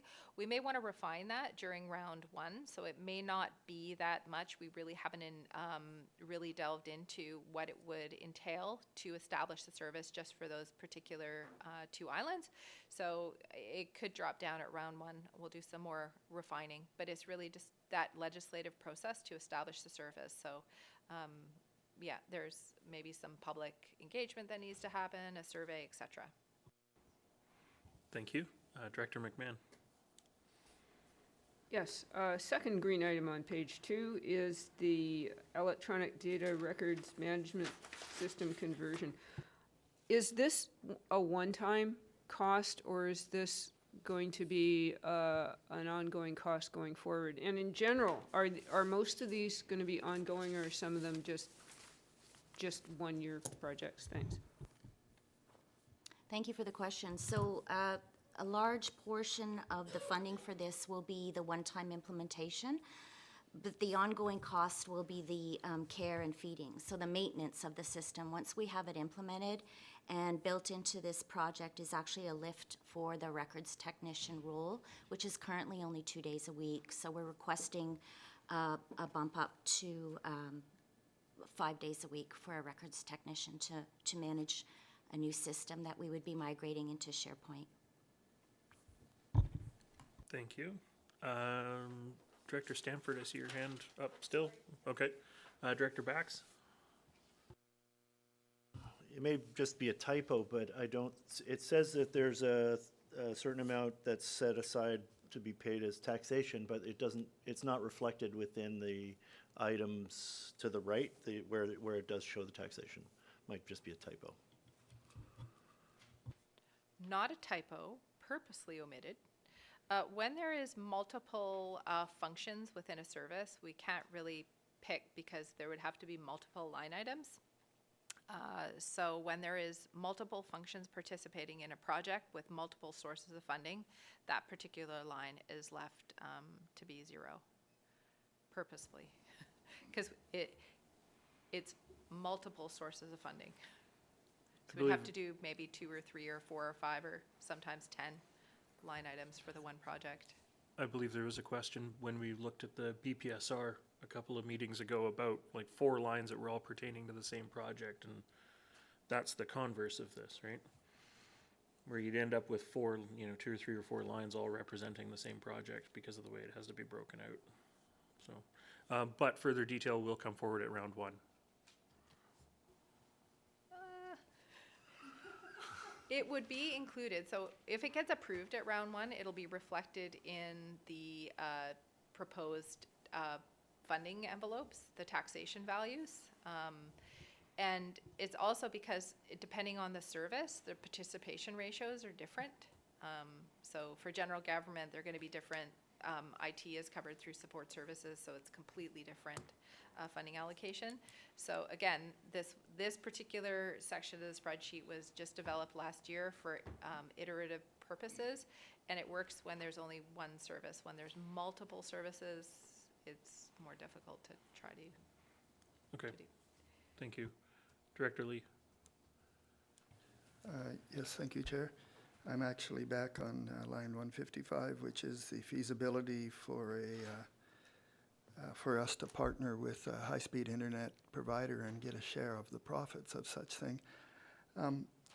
My question was, if we're going to make a new service, I was kind of wondering why we just wouldn't include all rural areas and get the thing set for now and any future we might bump into.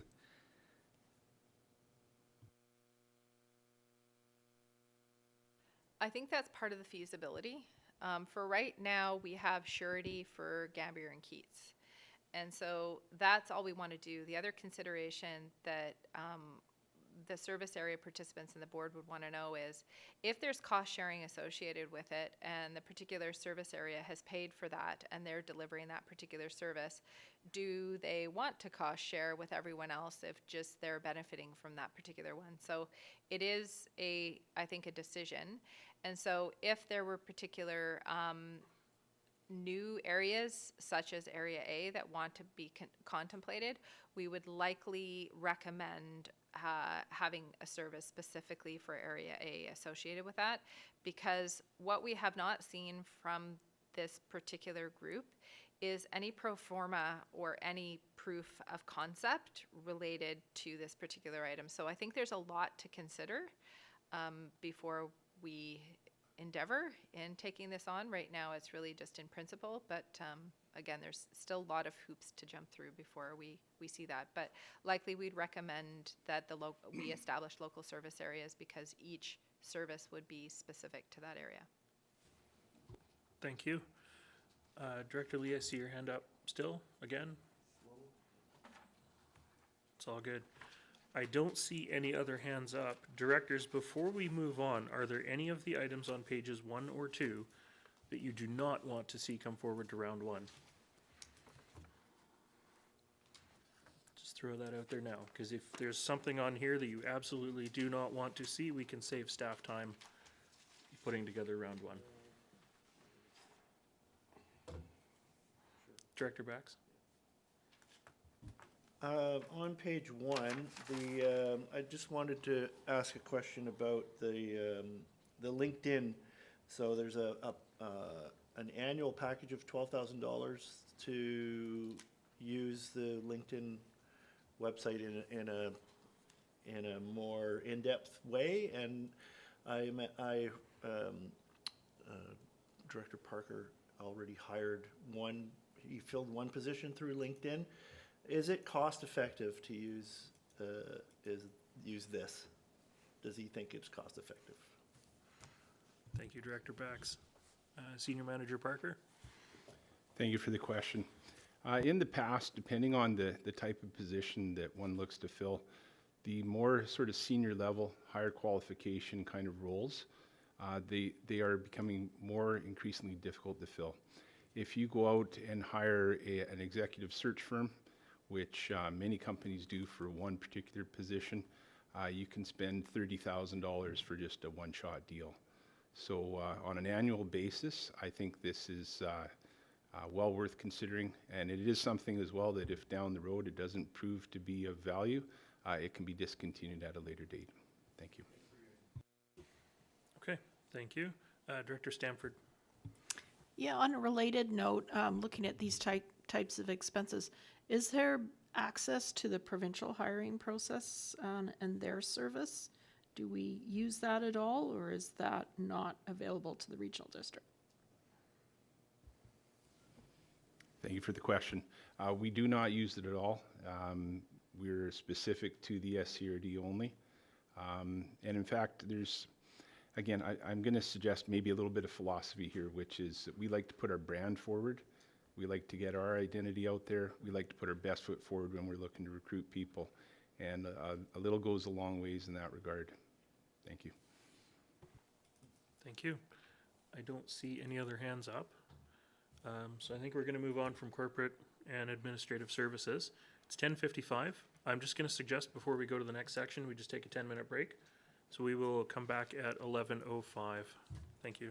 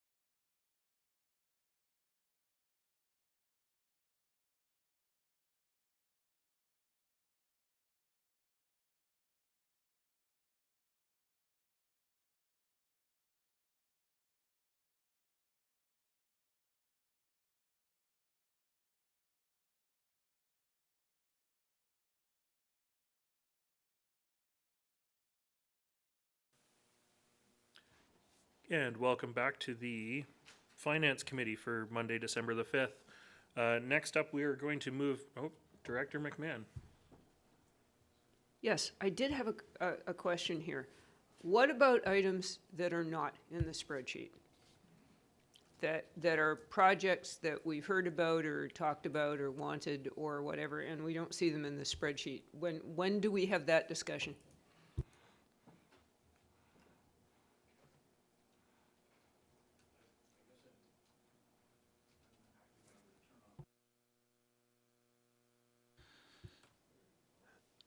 I guess I would ask is there specific projects you're referring to? Sure, I'll give two examples. Are participation in the Howe Sound Biosphere and the shoulder paving of Reed Road, the north shoulder paving of Reed Road. I'm sorry, they were on previous versions? No, these are things that we have discussed that need to be funded, and I'm not seeing them anywhere in here as projects, and I don't know, if I don't see it in a spreadsheet somewhere, does that mean it isn't happening?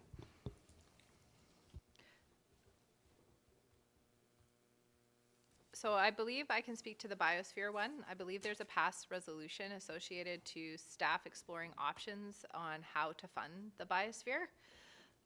So we haven't presented options associated for that. And again, that would not be a budget because we don't actually have a service related to that particular project. Or we haven't really explored, in essence, how the regional district could fund that particular what they're asking for. I think they're asking for ongoing funding. And so that is not a project per se, that's more of an external ask. And so the projects here are related to existing services of the regional districts. So the Reed Road, I think I will have to defer to GM Gagnon on that particular one, but that's as far as where we're at for the biosphere one. Thank you. GM Gagnon, did you want to weigh in on the Reed Road shoulder paving example? Thank you, Chair. Certainly, I can weigh in on that specific example. My suggestion would be that there may be many projects that have come up in conversation in prior years that you don't see on the spreadsheet, and that is based on the prioritization process that we went through as departments, and also corporately looking at what capacity we had to do certain projects and what we felt were higher priority within this next coming year. Specifically related to Reed Road, this is not identified as a 2023 project because we are looking at when we can match it with further development. For example, further work that is going to have to occur down Reed Road on the way to all the way down to Henry, and matching it with when that work might be done in a particular year. So that is not a 2023 priority, which is why you don't see it here, but that doesn't mean to say it's not on our list for future consideration in future years. Thank you. Yeah, my understanding based on discussions that we had last summer when Reed Road was being repaved because of the waterline project was that the rest of Reed Road was going to be repaved due to another water main project this year, or sorry, 2023, and that it would be included. But I actually haven't seen that like in writing anywhere. And that would be potentially fundable through gas tax, which we are, and we'll have a gas tax discussion later here, but the gas tax is expiring pretty soon. So that's, yeah. Thanks. Thank you. Director Stanford. Yes, referring back to the Howe Sound funding, my understanding was there was a funding ask that was fulfilled a couple of years ago through the SCRD. It might have been through grant in aid. So maybe we can talk about this later as to what they're actually asking for now. I think for the new director's benefit, this particular budget process is really to address services of the regional district. We do not include or contemplate grants of aid discussions or items for requests. Our community partners and stakeholders, which are our museums, our libraries, the ones who deliver services on behalf of the regional district, will be coming forward as part of round one, so they'll be presenting their budget. So grants of assistance, so such as the biosphere, yes, they have received grant and aid, so they have to submit an application. This new request is for ongoing funding from the regional district. That's a very different request. And so that there, because we don't have a service, we don't continually have a relationship with them, would not come as part of the budget deliberations. That would be a separate process. Director Henderson. Thank you, Chair. I'm going to pick up on Director McMahon's comments, and I'm wondering how we track these things when there's a project that isn't being removed or recommended to be removed. It's not discretionary, but it's somewhere out there in the biosphere. How do we track, how does staff track to make sure that doesn't fall off the rails forever? Thanks. CAO McKinley. I suppose when it comes to tracking board directives, there is a directives log. Everyone has a slightly different process for tracking everything. When it comes on to the even projects that aren't recommended necessarily for this year aren't lost, but on these, in this particular case, Director McMahon's talking about two projects that aren't on the list. So we have a board direction, and we're coming back at some point with information on the biosphere. The other one would be tracked by GM Gagnon in terms of Reed Road North. I understand that the two that have been identified are being tracked. That, well, my question is broader than that. That is there in fact a, I don't know, a rigorous system to make sure we don't lose some of these things while we're waiting for other activities to occur? That would be the directives log. And if I recall, some of the directives in that directives log go back a long time because they haven't been able to be actioned yet. Is that generally correct? Yeah. Thank you. Okay. Moving into community services, GM Gagnon, did you have a introduction to this for us? Yes, please, Chair. Thank you very much. Good morning, members of the board. I want to thank you for the opportunity to provide you with an overview of the 2023 Community Services Department priorities and budget considerations. I'd like to take this opportunity to thank members of my leadership team for all of their time and effort that go into this annual budgeting process. The priorities and the 21 budget considerations before you today reflect priorities in the board's 2019 to 2023 strategic plan, as well as a focus on enhancing customer experience, asset stewardship, and employee recruitment and retention. As we continue to rebuild from COVID-19 and we're beginning to see how the pandemic has resulted in changes in patterns and behaviors that may never return to what they were pre-pandemic. In our pathway to recovery, we need to continue to provide built and natural environments that support community health, recreation and well-being, safety, social interaction, accessibility, and a sense of pride and cultural identity. Taking care of our employees is also very important, as the prolonged exposure to the stress of the pandemic has resulted in burnout, fatigue, recruitment, and retention challenges. And we're seeing that particularly with our drivers and our lifeguards and lots of our frontline positions. Within transit, priorities in 2023 focus on our customer safety and customer experience. Our enhanced cleaning of buses is now a base level of service, and we'll continue to work with BC Transit to promote the Next Ride technology that provides real-time bus location along routes and predicted times of arrival, as well as our electronic fare system that's coming this spring. In 2023, we will conduct a review of our transit services and our bus shelters, as well as plan for the expansion opportunities that were presented to the board this past fall. A long overdue corporate fleet management plan would address policies and planning for acquisition, maintenance, safety, budgeting, and monitoring of the units that are in our corporate fleet. Major inspections of 5 of our ports, including the 4 docks that are on Gambier Island, are underway, and we hope to continue to complete these inspections on the remaining 4 ports in 2023.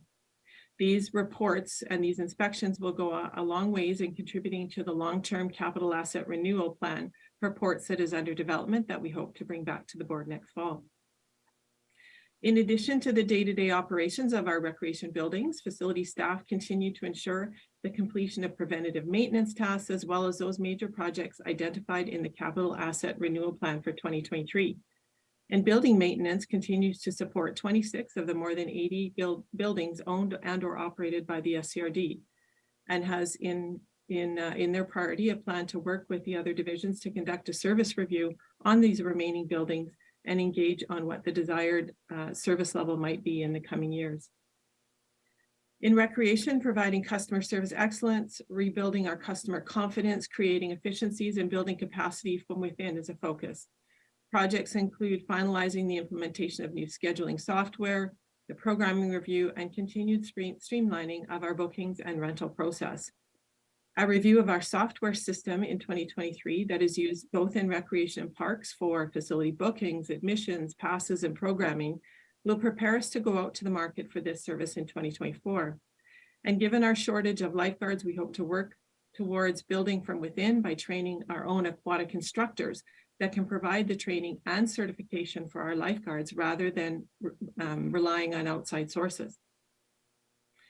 A carryover from the pandemic continues to be the increasing use of our outdoor spaces and parks.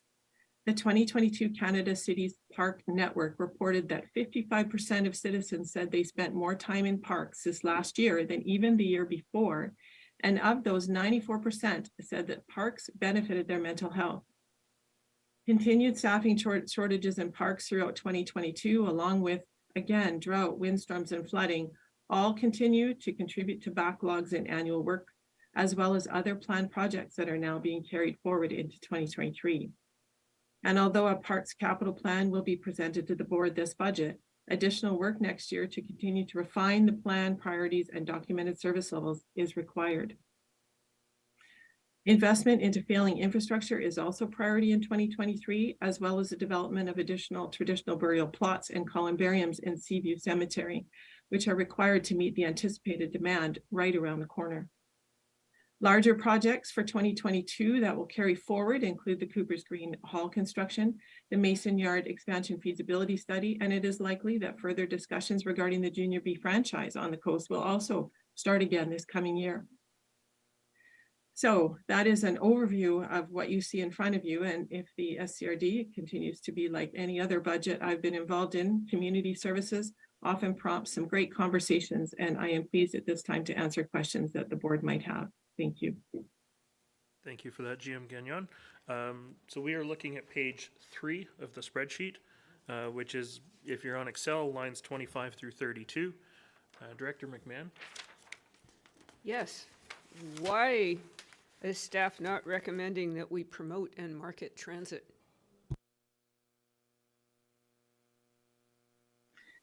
Thank you for the question.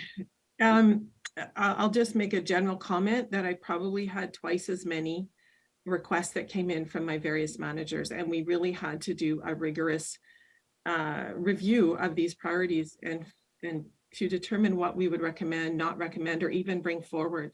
So although I don't doubt that we could do more, do better, it really came down to what are our highest priorities. And so when I have something on this sheet that's not recommended, I think I wanted to demonstrate that we felt it was important, but not recommend it because we are just trying to balance not only our capacity, but the capacity of the organization and the financial welfare of the organization as well. Thank you. Thank you. So is this something that we might see in 2024 budget? Thank you for the question. I would suggest that just because something doesn't go forward this year whether it's not recommended or I haven't even presented it, does not mean that it doesn't remain on our list of things that we want to see happen in years coming. Thank you. Thank you. Director Bax. I want to draw attention to the line about standby compensation. Is this, and as GM Gagnon mentioned earlier, they're working on a scheduling software. Would this issue be solved through scheduling? Through it says that there's a third party that that does the call outs for drivers in transit, and I was wondering if the scheduling software that they're working on would solve this problem. Thank you. GM Gagnon. Thank you for the question through the chair. The scheduling software is in recreation, not in transit, would be part of the answer. The second answer would be we have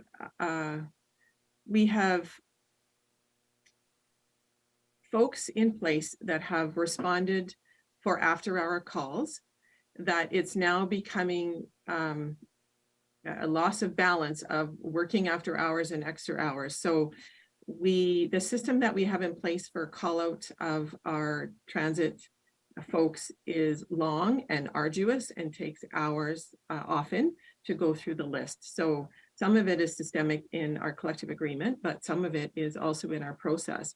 So we'd like to do a pilot this year where we do something different that might decrease the amount of hours spent after work hours in trying to get drivers when someone calls in sick or is unable to come to their shift the next day. So this is a pilot, and we are wanting to just test something throughout this year. And now with our new manager of transit, I'm also hoping that he brings some experience to the table that might change how we do things as well, and he might have a different recommendation. So this is a one-time only opportunity for 2023. Thank you. Thank you. Okay. Is there anything on page 3 the directors would like to make a motion to not have move forward to round 1 budget? I'm looking specifically at this one in red. Director Sure, I'll White? give it a try. I mean, I just may as well have this discussion, see where it goes. We have quite significant non-discretionary items here too. So because of the significance of those, I would suggest it's going to be hard for us to support down the line the discretionary item. I mean, so I don't want, I heard the rationale for it, but I can't really see us supporting that down the line when we've already got some very high costs that are non-discretionary here. So I'll suggest that.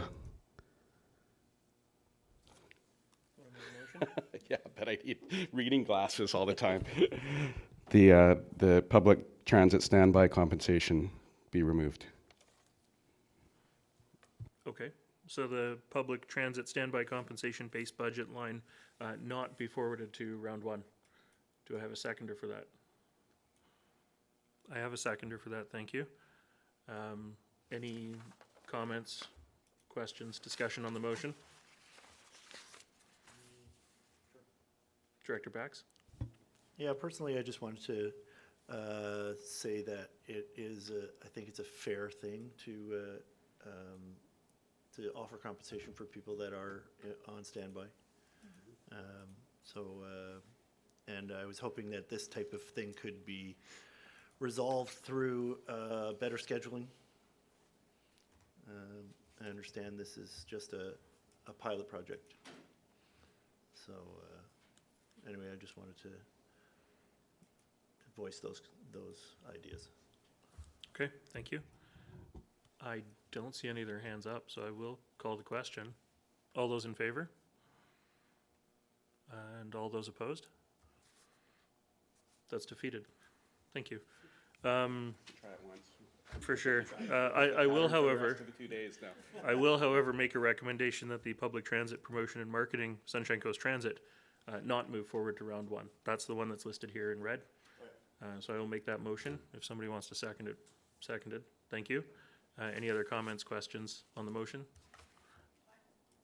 Go ahead, Director Stanford. I just want to be clear that that is not being recommended because of capacity, like personnel capacity, as opposed to budget capacity. Oh, she's, yeah. GM Gagnon. Thank you, Chair. In anything that you see that's not recommended by staff, it's for a variety of reasons. It could be capacity, it could be priority, it could be balancing it against the other priorities of other departments and trying to do our part in trying not to bring everything forward. So there's a variety of reasons. Thank you. Thank you. I don't see any other hands up, so I'll call the question. All those in favor? Any opposed? Okay, that's carried. Thank you. Anything else on page 3 before we move on? Not seeing any hands. We will move on to page 4. This is lines 33 through 39. If you're on the spreadsheet, Director McMahon. Yes, I'm looking at the corporate fleet management system, which seems like a very good idea. And this is kind of a general question, but we get a number of these budget projects that are forwarded on the basis that they will increase efficiency or reduce costs. But we never hear back later to find out if they did increase efficiency and reduce costs. So I was just wondering what the follow-through on some of these projects is, so that we are aware of what the impact is on the budget on an ongoing basis. Thank you for that. CFO Pro. Thank you, Chair. So I can maybe take a general response to that. So if a particular proposal has some sort of efficiency related to it, if it's operational efficiency, that isn't always tracked except through potentially some of the operations. So it's what have you filled in instead of doing that particular item. However, if there's items that actually say that there will be an efficiency or like a financial cost implication, that is reduced as part of the budget. So we actually withdraw amounts that potentially are stipulated in the proposal. From a performance perspective, that would be an area that we definitely have to delve into a little bit more. In the case of, I would say, our ERP system, when we changed all of our computer systems back in 2016, 2017, we said it would create some efficiencies. That definitely for finance has been true in the sense of we have not had to hire additional people from the operational, from accounts payable or accounts receivable or payroll, for instance, because we've actually gained efficiency within processes. So essentially we've gained bandwidth. So it doesn't mean we took away money, but we haven't had to ask for anything in addition to that because we've been able to streamline our processes. And I think that's the same for many services. Such as planning, for instance, some of the planning enhancements that's contemplated going forward. So more to explore from us when we have defined service levels. I think that would be some of the performance metrics that would come out of that. Thank you. Go ahead, Director McMahon. I just think that we should sometimes do a better job of telling success stories. Because yes, if you've still got the same number of employee hours, it's hard to demonstrate that you've increased efficiency, but you can tell the story. And we don't do that with the budget. We just talk about increases all the time. So thank you. Thank you. Director Lee.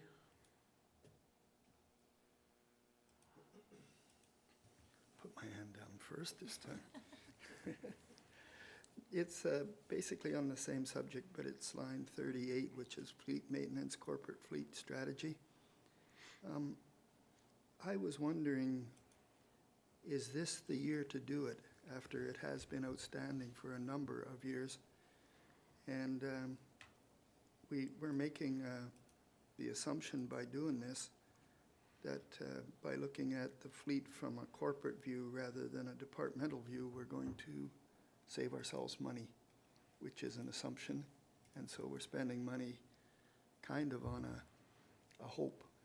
And I'm not sure after multiple years of not doing it and a large number of projects, my question would be, is this the year or would 2024 be a better year?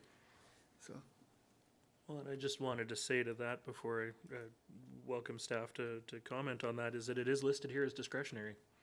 So if we as a committee decide that it's not a priority for 2023, we can ask staff to bring it back in 2024.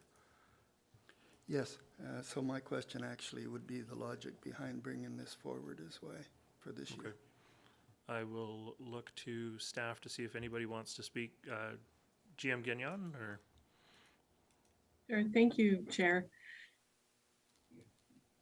The staff feel that this has been long awaited and it is an area that would benefit the entire corporation in terms of developing policy on, when we come forward with vehicle replacements, and is there opportunity to do more vehicle sharing, or making better usage of the vehicles that we have. So you're right, it hasn't, it's sort of been around for a number of years. We haven't done it, we've talked about it. So it is one of those areas that we felt was rising to the top of the priority list as we continue to expand our fleet and also move into EVs. But again, it is listed as discretionary as per the chair's comment. Thank you. CFO Pro? Yes, thank you, Chair. I think GM Gagnon filled in some of the points, which is from a procurement lens and from a distribution of costs. We have well over 100 different types of vehicles in the organization, and so one of the assessments are utilization. We do have some vehicles who have very low kilometers, but based on our regional district model where departments own particular items. So definitely it was felt that this was a strategic item that I think had a lot of merit. So that's why it's in front of you based on what GM Gagnon expressed. Thank you. Director Bax. Microphone. Sorry, I was going to speak to the first line fleet maintenance on-call compensation. So the supervisor, I'm just wondering if the supervisor's a salaried position and he carries the phone. And so I imagine this is something that doesn't happen every night, where there's a need for a mechanic to come out, and they're compensated for the time that they come in when they're called in. And I'm just wondering, what is the standby pay in the collective agreement, and does it apply to the supervisor? Parts of your question may not be applicable for this meeting. Okay. That being said, I will look over to GM Gagnon, I see you've unmuted. Thank you, Chair. This one's a little simpler in that we have had a staff member for many, many years that has carried around a phone and has made himself available without compensation other than when he is actually called. But it's if we expect staff to be available and we expect them to be within responding distance, then we should be recognizing and compensating for that. So this is just something that's been done by staff because they always have, and they're starting to now feel a little burnt out from that. And why is it that we're doing this without being recognized for that? So that is why this is in front of you today. Thank you.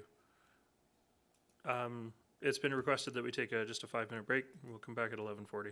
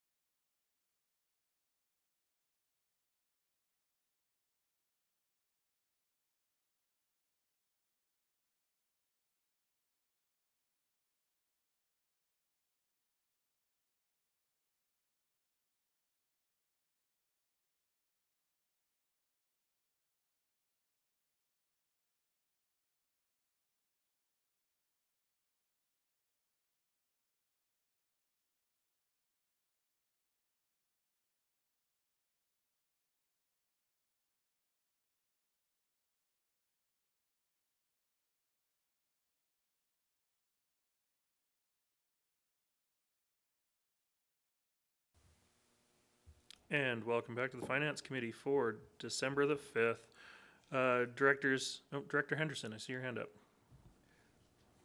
Thank you, Chair, for continuing. It strikes me, I wanted to step back a bit. We have many, many projects here in front of us for consideration. And early on in this, at this meeting, we heard that 30 or 40 were done last year, I think if my memory serves me correct, out of about 200. As we're going through all of these, I guess I'd like to know which of the ones that staff are confident will actually be achieved, completed, and why would we discuss the others if we're not going to be able to even get to them? Thanks. I think that's a large part of why any of them are on this list in the first place, is that staff are of the opinion that they can get to them. CEO McKinley? Yeah, those are, those questions, Director, were the exact questions we were challenging our staff and each other with as we assembled this list. The idea being that either we were going to, if it was identified as a single year project, if we were going to be surfacing it, we wanted to have some level of confidence that we could achieve it.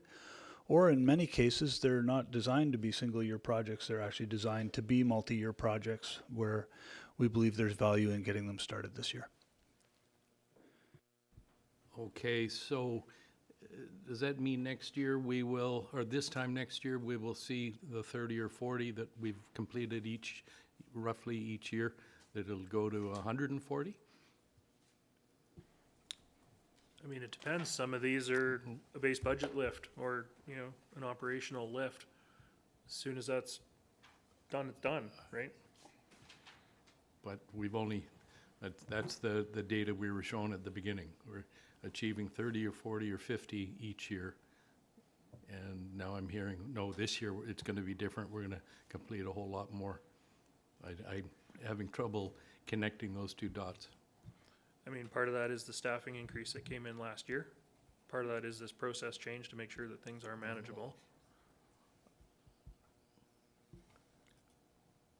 I don't know if the staff want to say anything further on the matter. Otherwise, we will continue at this time, because we could be here for days discussing whether something could or couldn't be done.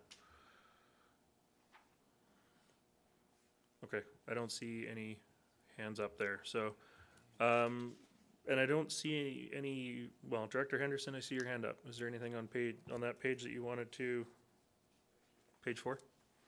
No? Okay. So, moving on to page 5. Items 40 through 45, if you're on the Excel spreadsheet. Directors, are there any questions relating to what's here? We do have one item that's listed as not recommended.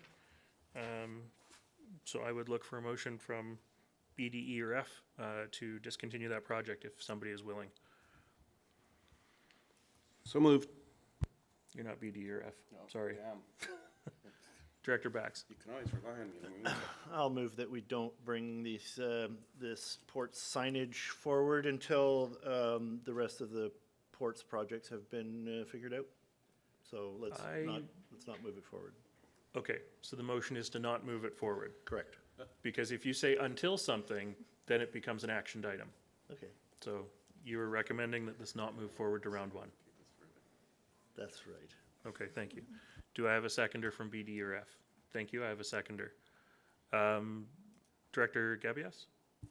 Yeah, I'm just on that line, that some information is out of date. So I'm wondering if, like, is some of that information being out of date consequential or bad? And should we, like, isolate that part and maybe address that this year and then leave the rest for next year? Or is it like that information being out of date doesn't really matter? Thank you. GM Gagnon? Thank you, Chair, and thank you for the question. I would suggest if we felt there was a risk in not, in delaying this, we wouldn't have put it as not recommended. So I think it's something that could easily be done again or brought forward again next year. Thank you. Thank you. I don't see any other hands up, so I will call the question on that one. B, D, E, and F. All those in favor? And that's carried. Thank you very much. Are there either of the other two items that directors need more information on. Director Lee? Thank you, Chair. On the very first one, we're proposing to spend 40,000, and yet it looks like it's like a lack of coordination between multiple departments is what the problem is. I was kind of wondering why we would spend that kind of money when on the surface, it seems like we just get the managers in one place and say, who the heck's going to do this now? So, comments on that? Good question. GM Gagnon? Thank you, Chair. I'm just wondering if I could request clarity on exactly what line item we are discussing right now. The Mason Road Works Yard operating Thank budget lift. It's number 40 if you. you're on the Excel sheet. Thank you very much. So this isn't really about coordination. This is about having the funds in place to actually get the work done. So although there are multiple folks that are on Mason Yards, they would all have a portion of the budget that they would carry, but there actually is no budget. So last year we approved a one-time only budget for snow removal. So this includes ongoing funding to conduct snow removal. It also includes the ongoing funding for landscaping and, repairs and maintenance to the gate and other things that occur within the yard that there is no budget for right now. What happens is folks go to their individual budget and see if they have any room, or the work simply just does not get done. So this is in trying to coordinate it, have a place that it can be monitored as well through a shared expense line item. And I'll let CFO Perot provide any further comments she might have. Thank you. Thank you, Chair. So last year, or the year before, I can't recall, we amended the support service allocation budget to add Mason Road. And so what we did is we took a very preliminary attempt to try to coordinate the particular costs with the various functions. We've done a further review this year, and I think through the work out of 2022, we've now identified what specific shared costs need to be attributed to the various services that reside within Mason Road. We also identified that there's various services that aren't cost sharing in Mason Road and probably should from the regional district model. And so right now, as an example, we had to repair the front gate and there was really no funds associated. And so you didn't have a very clear or thoughtful mechanism. It was kind of very ad hoc in the past, and now we want to manage it just like we do all other support services. And so right now we're looking to put a modest amount in there, which those services will just share in that particular cost. So we actually need a budget because right now each department was giving a very ad hoc amount out of their budgets, and now we're trying to do something that's a little more transparent. Thank you. Okay, I don't see any other hands up. So we're going to move on to page 6 of the paper document. That's lines 46 through 55 of the Excel spreadsheet. Director McMahon? Right. Before I get onto my hobby horses about the cemetery, I just wanted to know what further information we're going to see on the cemetery work plan. Is this going to be one of the service plan light items coming forward, or is this our first and last chance to look at the cemetery plan for next year? GM Gagnon? Thank you. And I think I'm interpreting the question correctly, Director McMahon, but if I don't, please follow up. So currently, the cemetery master plan as presented to the board this past summer was not adopted as it was presented. So therefore it sits in draft form. However, there were several recommendations within that cemetery report that were time sensitive, and that being in having supply meet demand in the very short future. And so there were some resolutions that the board did adopt at that meeting that permitted staff to create some actions around and therefore bring forward budget considerations around those specific resolutions. So at this point in time, our cemetery service plan would be to complete the proposals if approved as adopted. And also there were some other priorities listed in the plan that didn't have a monetary cost to it. There were just more efficiencies that could be done. And so we are going to address those. But in terms of the rest of the plan, it would sit until we do come back forward in the future to address some of the questions that the board had and some of the hesitations in approving the plan as was, including community engagement. Thank you. Follow up? Yes, I remember that one of the items identified as urgent was working on the stream, the creek that goes through the cemetery to prevent erosion. I don't see it mentioned here, so is that part of the work identified? And I guess, are we going to see a more thorough list of the work that's identified, or? Thank you. Thank you for the question. No, it's not part of this project, actually. There were I would suggest that there's a pretty robust 10-year capital plan that needs to be developed within cemetery services that takes into consideration a number of recommendations that were made in that master plan specific to Seaview. This, what you see in front of you today is only our first year of development of redundant spaces within the cemetery that exists, where we could develop traditional burial plots, as well as the purchase of an additional columbarium and some planning for the undeveloped space where we need to develop it in order to have supply meet demand. But there were all sorts of other recommendations like tree management, creek management, signage, wayfinding, roads, etc. Those are not listed to be actually looked at next year in this proposal. Thank you. Yeah, so assuming that we do not do the community engagement in 2023, when do we anticipate doing it? Because it is important, it needs to be done, I think, sooner rather than later, but I appreciate that there may not be capacity to do it in 2023. Thank you for the question. Not forgotten, because, obviously we've got a plan that we at some point would like to have adopted. So we just need to give further consideration, perhaps 2024. I think what we also might want to do is do perhaps some workshopping on exactly what it is that the board would like to engage the public on later on in 2023, which would be helpful. So we should see this coming forward in future years. Thank you. Thank you. I've had a request that when you talk about a new line item, can you also mention the function number? Just since we don't have lines on this on the paper spreadsheet.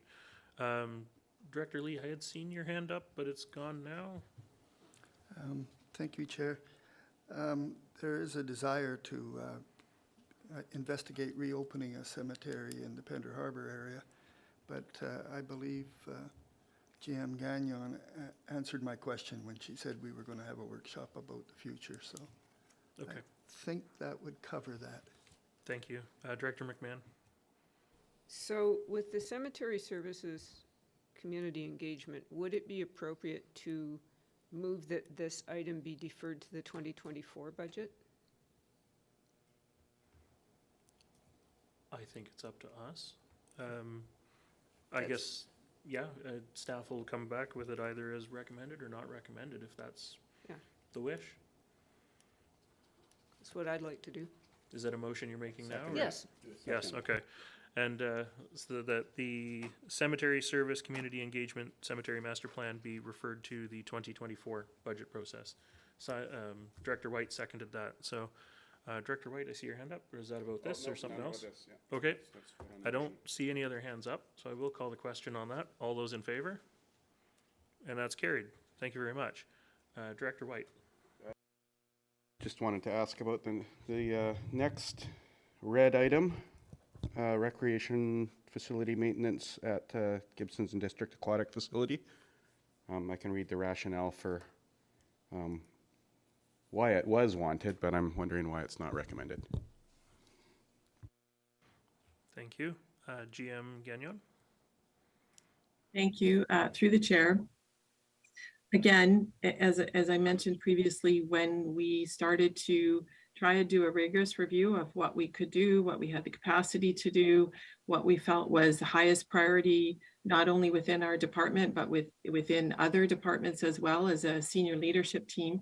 This was one that, you know, we haven't done it to date.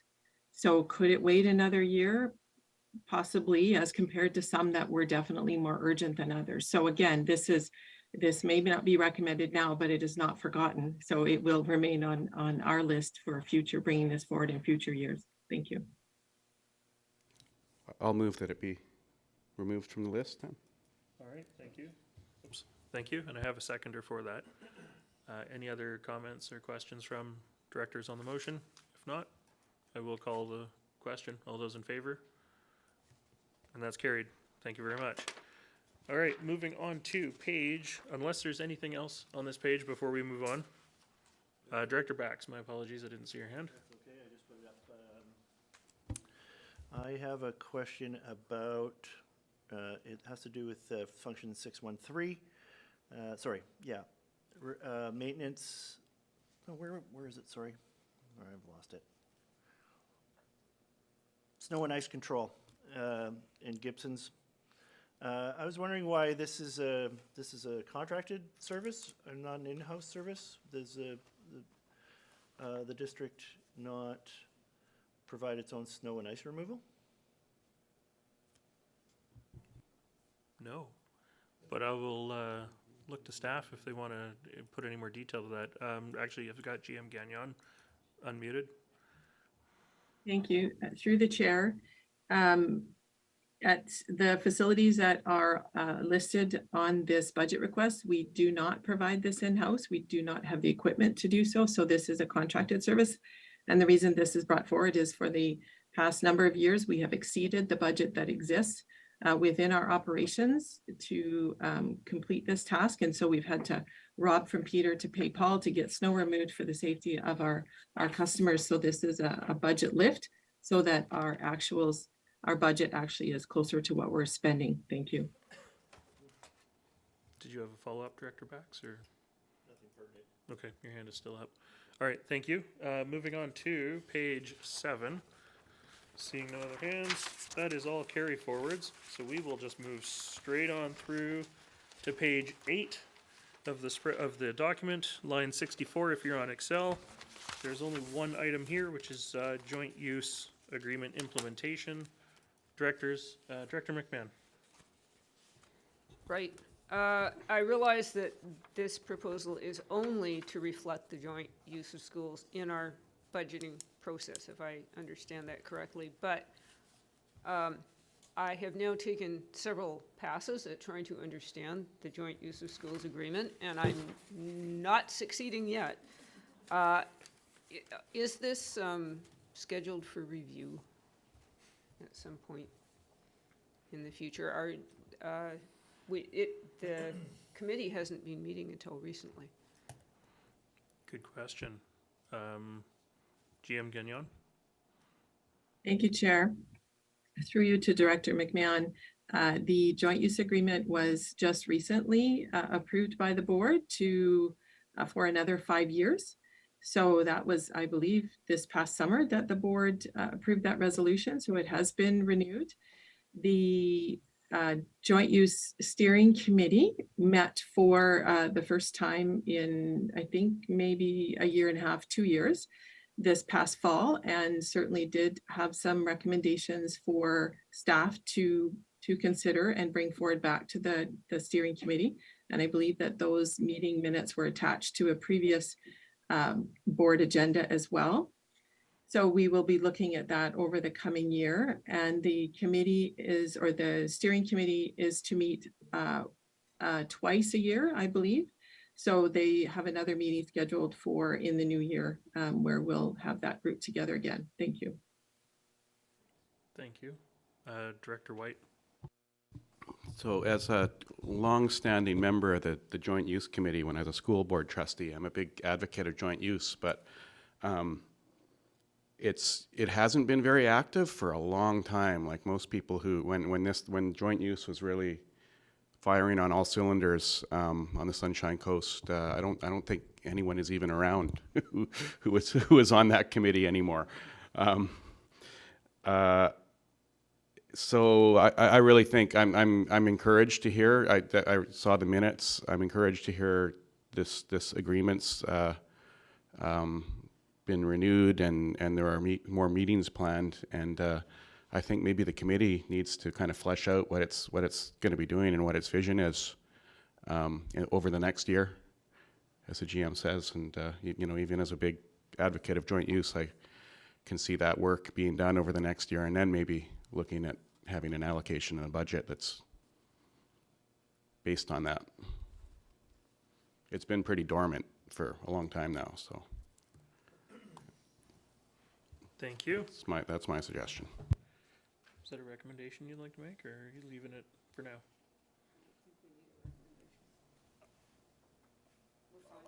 I'll recommend to drop it from the budget. For 2023? Yeah. Okay. Yeah, I mean, I think the committee is actually going to have to meet probably to figure out what. I mean, is that going to happen over the budget process? Was that the thinking here?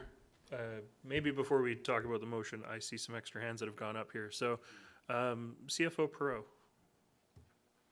Thank you, Chair. So this particular line item is here to reflect what we are already incurring from the 2022 activity. And so if you recall, or maybe you don't recall, our Q3 variance actually identified a deficit for 2022. And it's because we didn't sufficiently reflect the activity within joint use currently in the budget. So this is really to reflect status quo, and I'll defer to GM Gagnon. It's not to enhance anything. It's really just to reflect status quo for 2023 to what we're doing now. It doesn't speak to expanding the service. GM Gagnon? Yes, thank you, Chair. As CFO Perot mentioned, that is exactly the case. And further to the comment about the dormancy of the joint use, I would suggest that the joint use was quite active in 2017, 2018, 2019. It definitely went dormant in 2020 and 2021 with COVID. But as soon as things started to lift, we absolutely were back in it full bore. And we do have significant use of our facilities by the school districts. And as per the quarterly reports by community services, we have suggested that we will report on the joint use on an annual basis. So you should see more information coming forward in the Q4 report that will be reflective of the use of our facilities by the school district throughout the year of 2022. Thank you. Thank you. Director Bax. I just wanted a little clarity that this cost, this budget, is to reflect the time that staff spent on implementing the joint use agreement? Is that so? No. Okay. CFO Perot, your mic is on. Did you want to? Oh, no. Okay. GM Gagnon, did you want to just give the briefest of overviews As to on what joint the use? cost is. Because for some of us, it's the first time seeing it. Oh, thank you, Chair, and thank you for the opportunity and the question. So the joint use agreement is really around the sort of reciprocal use of each other's facilities. So certain SCRD facilities are open to the school district to use for, and I'm going to use air quotes, free, to use during operating hours. So a school teacher will bring in a phys ed class and they'll go skating or they'll go swimming, and so that use of the facility is quote unquote free. They don't pay an admission. And reciprocally, the use of some school district facilities are also free for the SCRD to operate our programs in or to host community meetings in. So it does not include the community's use of those facilities. It is a reciprocal use between the SCRD and the school district. So what you see in front of you today is a reflection of the costs associated with the free use of the facility. So for example, what a lost opportunity cost in a rental fee might be is included in there. So I hope that helps explain what you see in front of you. Thank you.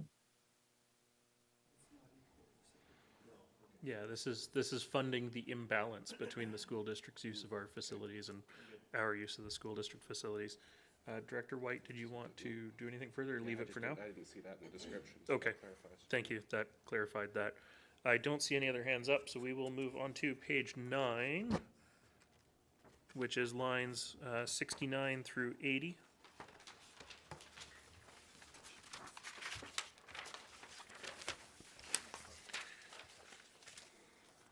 And I will look for questions, comments, motions.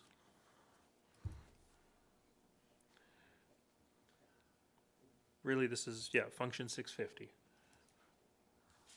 I don't know what document you guys are working off of that you can't,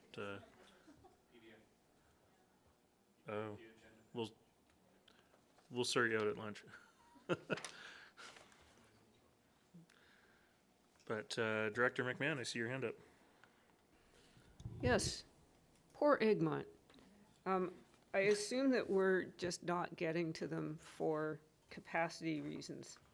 That's the bottom of page 9 for anybody's on paper. Thank you. GM Gagnon, is this just a capacity issue? Thank you, Chair. As I've mentioned before, there are numerous rationale that we used when we not recommended something. So do I not think this is a great project? Oh, I just double negated myself. So I do think this is a great project, but when we list it compared to all the other projects that have come forward, we wanted to recognize it by making sure it was listed, but for many reasons, we are not recommending it. Does that not mean that we might not pursue grants or come back next year? Definitely will. Thank you. Thank you. And I'm just noticing a typo here in the participants for function 650. That's supposed to be A, B, D, E, and F. Obviously, rural Seashelt is not participating in this service. And for the two above, too. And yeah, for the two above that as well. So from the service participants, A, B, D, E, and F, is there a motion that somebody would like to make? Oh, I've got more speakers list. My apologies. Director Bax. I'm just looking for a little bit of clarification on the Community Parks District Lot 1313 nominal rent tenure. I am very familiar with this lot, and I was wondering what it is that we are planning to do with $21,500. GM Gagnon, did you want to take that, or should I look at Director McMahon? Through the chair, for Director Bax. So there is a board resolution to pursue a nominal rent tenure through the province for DL 1313. So part of that application process requires the development of a management plan. There'll be some public consultation. So this is the cost related to the development of the management plan that must be submitted with the application for the nominal rent tenure for DL 1313. More information on that will be brought back from a planning perspective as well. Thank you. Is there a plan to turn this into a park?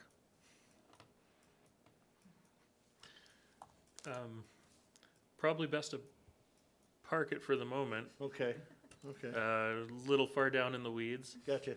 There is information out there that we can absolutely follow up offline. Okay, and I've got Director Lee. I'm concerned about poor Egmont Park.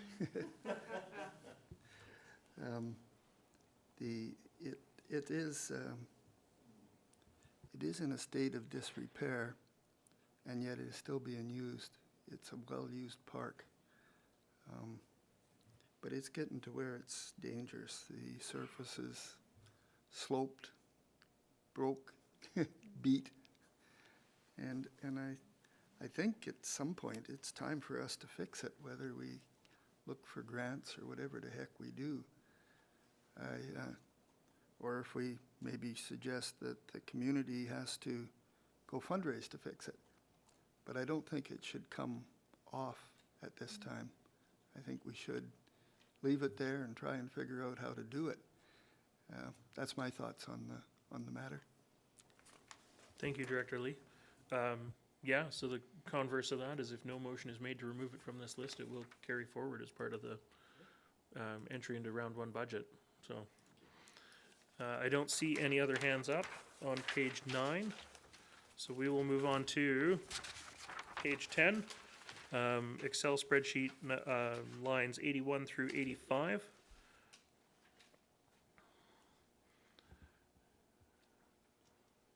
And Director McMahon.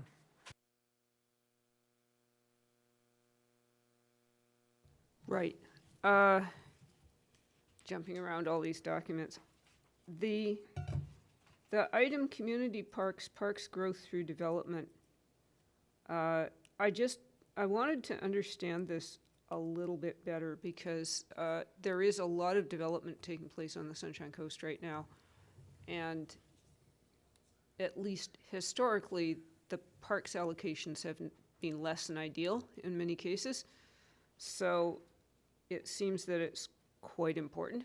So perhaps staff could provide a little more detail. Thank you.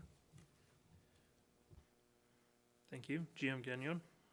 Through the chair to Director McMahon, I am very pleased to bring forward some more information on this because I think this is this would probably be even a new a way of looking at this. I didn't bring this forward last year, but it is something that I'm quite familiar in bringing forward from my previous work. So through development, we accept parkland, or the board supports development plans that include the recognition of future trail development. And so through that, there's an impact to our parks. So sometimes the development of those areas, whether that be a trail or amenities within the park, occur in the future depending on how long the development takes. Sometimes the development takes 2 to 3 years to fully build out, but there is an expectation by those purchasing and building in the development area that those things will actually happen if that development has been approved the way it was presented originally. So when we bring forward, I see this as being something that is on the budget every year, parks growth through development. If we have approved development that has an expectation for trail development or park acquisition, there is an ongoing operating cost that is associated with that. And so I want to be able to surface that through the budget every year. That being said, the parks growth through the development or through development over the past year are things that do not have to happen in 2023. So a trail does not have to be built in 2023. It can wait, which is one of the reasons it is not recommended for this year. We feel it can be delayed. However, it will come forward in future years. Thank you.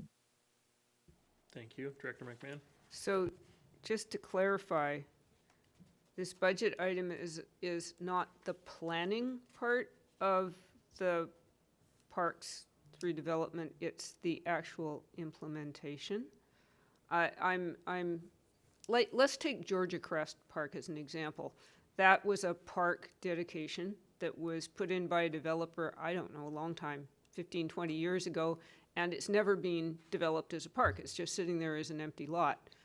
So was the idea to actually work on projects like that, or to do the upfront planning for what should be done with these park dedications? Thank you for the question through the chair. That's a very good question, and I want to make sure I distinguish things very clearly. The development of a park that currently exists is not what this is speaking about. So a park like Georgia Crest was a park we assumed through development. However, it was classified in a park that receives no service. So that's why it is what it is. This line item is specifically pertaining to development through subdivision or et cetera that has been approved over the course of the last year that has a park implication or a park ongoing operating cost associated with it, or even a expectation around a park construction of a trail in that park, and that's been approved through development. So this is about new parks that are coming on stream and the ongoing impact of that park acquisition. So I hope that provides some clarity. Thank you. We'll come back to Director McMahon. Director Lee? I was thinking perhaps if I tried some examples to see if I understood, because I didn't understand the ramifications of the park growth through development. There's a couple of subdivisions in my area that are in the process right now. And the community has a desire for some amenities to be developed in that park. Is this the process and the funding that would do the analysis of whether we do that? And if we don't approve this, they won't get done? Do I have that right? GM Gagnon? Thank you for the question. So this pertains specifically to approved developments. So things that the board have already approved or supported that have been brought forward through the planning department to board meetings. And an example might be where through that development, a park dedication was provided. So the park dedication may or may not have ongoing costs associated with it, depending on what was assumed to be developed within that park. So for example, if the subdivision approval identified a trail connector that should be developed in order to connect two areas within that subdivision and actually showed that on the development, there's and the developer is not developing that. It was just identified that something that the SCRD could do in the future. Then that would be what this is referring to, coming forward to the board to say, okay, we want to develop that trail now and we want to care for that trail this year. So it doesn't specify in development when that has to occur. It just identifies the future opportunity for a trail connector. So if I bring something forward, parks development through parks, it means that we actually would like to build that trail now, as per what was approved in the original development.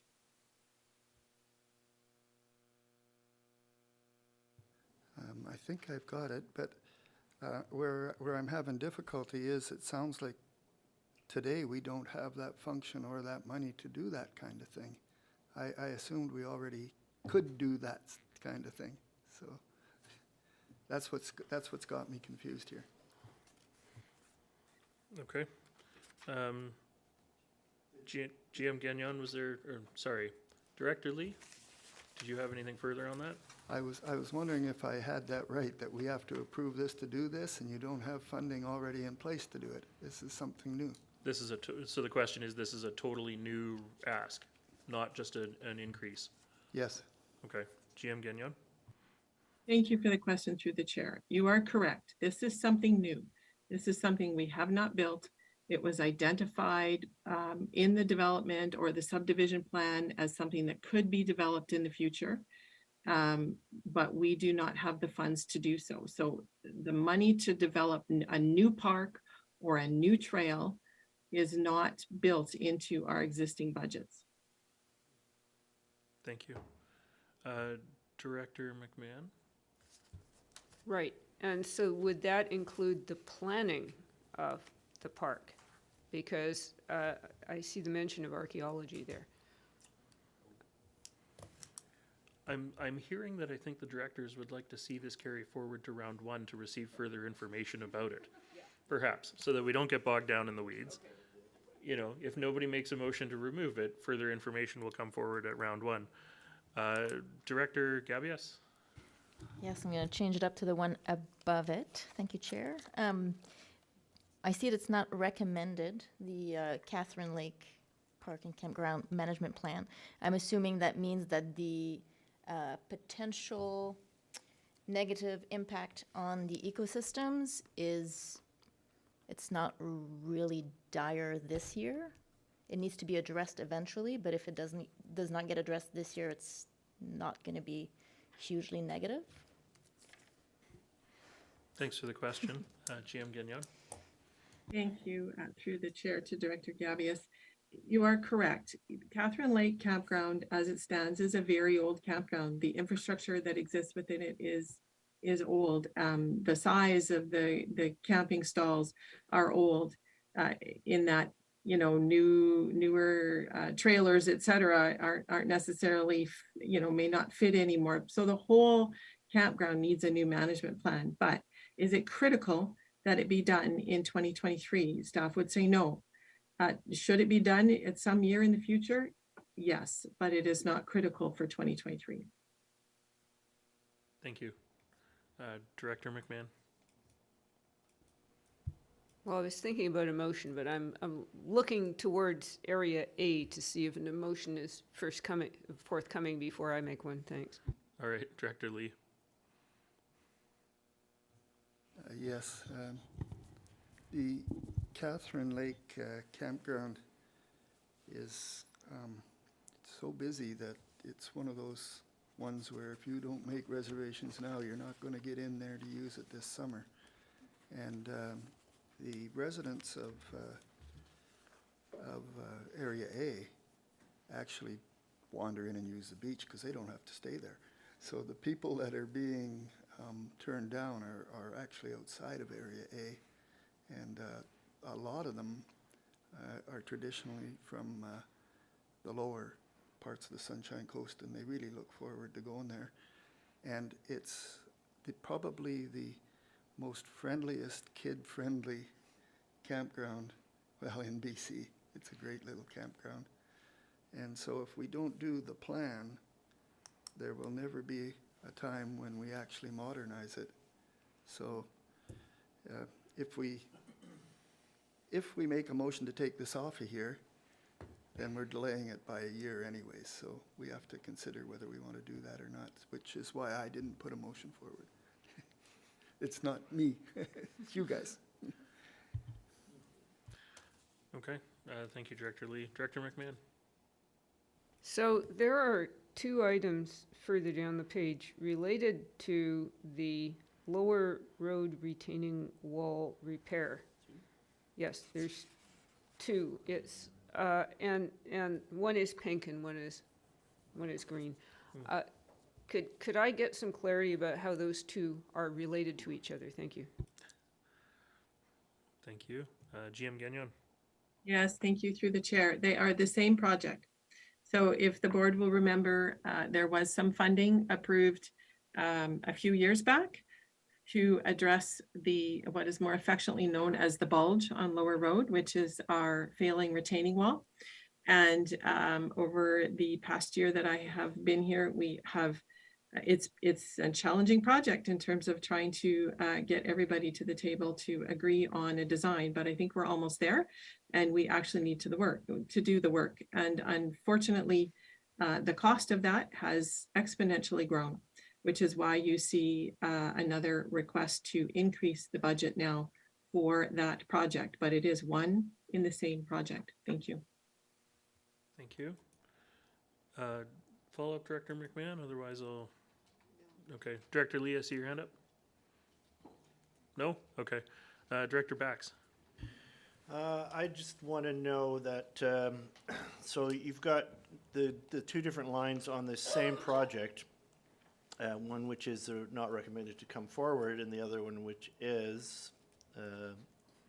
Sorry, Director Bax, what are you referring to? I'm referring to the bicycle and walking path lower road retaining wall budget increase.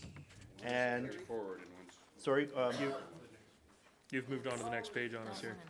yeah, which one? Oh, okay, because there's three. I've moved on to the next page. The one that's on the next page is a different project. Oh, you're right, okay, sorry. So, the 665, the one in, the one that's carry forward, and the one that's the discretionary, are they going to cost less if we bring them together and do them at the same time? The one that's in pink was the initial cost for the Okay, bulge and so repair. that's been done, yeah. And it says right there that a 2023 budget proposal is being prepared. Okay. Because that was exploration, design, etc. The next line, the last line on page 10, Yes. is the actual construction work itself. All right, I just wanted to say that I'm of the understanding that because this is a capital cost that's based on the, sorry, I'm getting into the weeds here. Yeah, I will reluctantly, I'll reluctantly want to bring this forward. And if you do nothing, it will continue to move forward. Do anything. Thank you. Director Stamford. Yes, we'll try this. I would like to move that we put function number 650, the two items, community parks, Catherine Lake, park and campground management plan, and community parks, parks growth through development, that it not be brought forward. May I request that you split those into two separate motions? I can do that. Thank you. So we'll look at the do the first one. first one first. Okay. Do I have a seconder for Community Parks, Catherine Lake Park and Campground Management Plan not proceeding to round one? I have a seconder for that. Thank you. I do see some hands up here. Director Bax? No, sorry. Okay. Director Stamford, your hand is up. Not to speak to this, but okay. I don't see any other hands up, so this is voting A, B, D, E, and F. All those in favor of the recommendation? All those opposed? And that's defeated. Thank you. Director Stamford, did you want to try make another motion? I move that function 650, community parks, parks growth through development, not be advanced to budget one. Thank you. Do I have a seconder for that? I have a seconder for that. Any comments, questions? Otherwise, CAO McKinley, I see your hand up. Thank you, Chair. I was just going to point out, and it's not a caution, it's just that if things that have been not recommended are moved forward to round one, there could easily be additional requests associated with them that also come to round one in order to provide the resourcing to action them. Thank you. Director Lee. Thank you, Chair. I am kind of in favor of the motion, except that I think this is something we need to bring forward, ensure comes forward for next year when we have more, hopefully, we have more capacity. I could propose an amendment, but has it been seconded, or? It has been seconded. Okay, so I could propose and that it comes back in '24 for consideration. If you wish. That's what I made a motion here for. Okay. Do I have a seconder for that? Seconds. I have a seconder for that. Okay. Any discussion on the amendment and that it be brought to 2024 budget process? If not, I will call the question. All those in favor? Opposed? That is carried. Director McMahon, did you want that opposition recorded? Sure. Yes, please. Okay, so we now have an amended motion on the floor that this be removed from 2023 budget and referred to the 2024 budget. Are you speaking to that? No. Okay, you don't have to second it. It's already on the floor. I don't see any hands up, so I will call the question on the amended motion. All those in favor? All those opposed? And that is carried. Director McMahon, did you want that one recorded as well? Yes, please. Thank you. Okay. Thank you. Directors, is there anything else on page 10? I see no hands. I'm going to propose, it's 12:30. I'm going to propose we stop for half an hour for lunch. And, yeah. That's, it's, do you think we can get through? Well, looking at others here.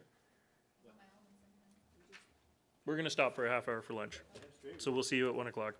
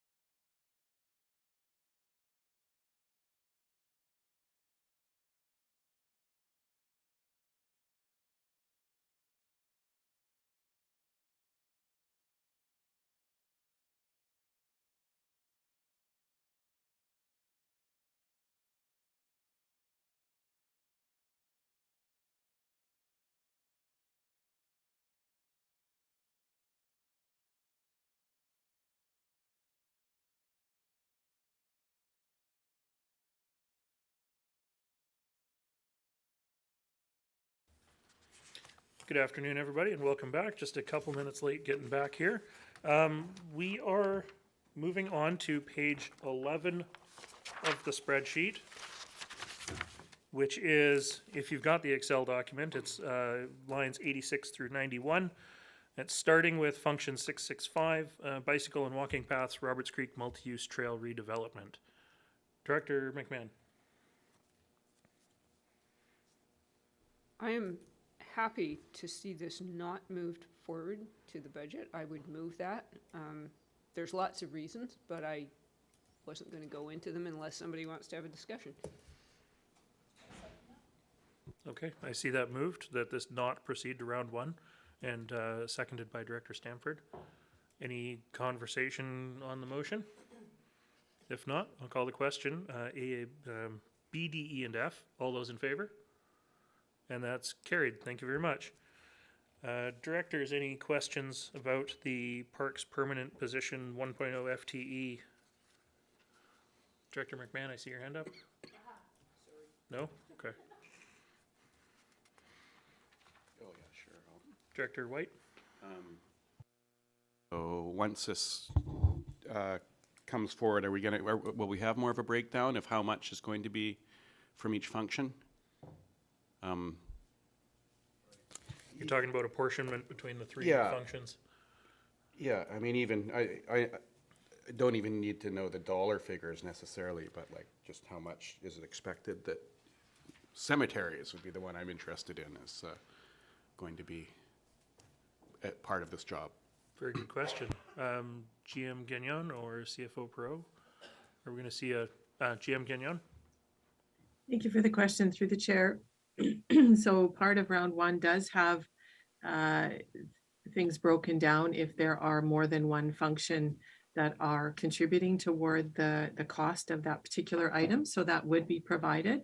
In the general description that is in your pre-budget, it does talk about support specifically around the cemetery expansion that has been discussed earlier in this pre-budget. So it's not being, that's its only level of responsibility within cemeteries. So it's nothing else other than helping to support that expansion if that goes through. Thank you. Thank you. More information at round one. Director Lee. Thank you, Chair. I was wondering why Area A is not included in the voting on this item. I suspect that was merely an oversight. But, yeah, should have been included. Sorry, Director Lee. You're not off the hook for that one. I don't see any other hands up, so we're going to move on to page 12 of this document, which is lines 92 through 97, starting with Recreation Joint Health and Safety Committee participation. And directors, there are a number of them here that are not recommended to move forward.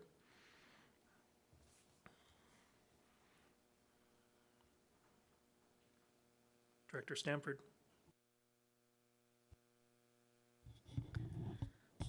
I move that we not forward item 613, Recreation Joint Health and Safety Committee participation. And I've got a seconder for that. Okay. Any other questions or discussion on the motion? If not, I will call the question. This says B, D, E, and F, but I would have assumed that this would have included some Pender Harbor, but no, not in this particular case. So B, D, E, F, Town of Gibson's, District of Seashelton, SNGD. All those in favor? And that's carried. Thank you very much. Other ones that directors would like to discuss or remove? Director McMahon. The next item, which is the review of fees and charges bylaws, is this one that is likely to come back in 2024? That's a great question. GM Gagnon. Thank you for the question through the chair. Yes, the answer is yes. Well, in that case, I'm willing to move that we not move that item forward to Round one. round one. Okay, thank you. Do I have and I've got a seconder for that. And this is voting all. I don't see any other hands up. All those in favor? And that's carried. Thank you very much. Directors. Still one more not recommended here, which is in area A primarily. And if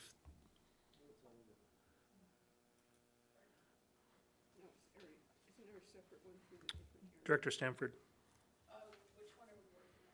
Function 665, 667, bicycle and walking paths, all and area A expansion priorities. Yeah. Your mic's off. I move that this not be forwarded to round one. Thank you. Do I have a seconder for that? Of the participants, A, B, D, E, and F. I have a seconder for it, thank you. Director Bax speaking to the motion. I wanted to know if this is not recommended because of capacity by staff? Because the money is there in the gas tax to deal with some of these issues. Thank you. GM Gagnon. Thank you for the question through to the chair. I appreciate the question. As I have mentioned before, there were several considerations when we determined not to recommend something. Capacity was one of them. I would also note that depending on which area you are in, there may or may not be gas tax funding available for expansions, but I would let the CFO speak to that. Thank you. CFO Pro. Yes, what we'll do as part of the round one budget is we'll give a continuity schedule of the gas tax and what's committed out of some of these projects. And Jim Gagnon is correct in saying that, for instance, Area A is pretty much fully committed. The other part of this is that gas tax is only eligible if it materializes in a capital asset. So sometimes when we're doing feasibility for a particular bikeway, that has to be funded through taxation too. So part of the consideration here too is not 100% gas tax eligible. And so some areas have some gas tax. We'll continue to receive some until the renewal of gas tax agreement in 2024, but in some cases it won't be sufficient to cover them off. We also have several projects that also propose gas tax, even through some of the infrastructure projects. So that's what we'll do is, as part of round one, say, look, these are the ones that if they're going to be considered, this is what you can anticipate seeing at the end for your gas tax. Thank you. Director McMahon. Yes, I have some shoulder and walking path priorities for my area that aren't reflected here anywhere. And we're running out of time to spend the gas tax money. So when do we get to have that conversation? CFO Pro. So I think it's important to note that UBCM and the federal government has not indicated that they were going to claw back or take back the funds that they have given us. The agreement ends in 2024, and so UBCM has not said that they haven't really indicated they'd like us to use the gas tax funds before that particular, or make some considerable commitments towards using them. So we don't, there's not really an urgent cutoff that we've been indicated. I don't know if you have any, the CAO has any indication otherwise. So there's not like an urgency associated with that. Definitely we're trying to make some strides toward using some of the gas tax for certain type of projects, but there's not a date stamp associated with those funds. It's just the agreement is, there's going to be a new agreement after 2024. Go ahead.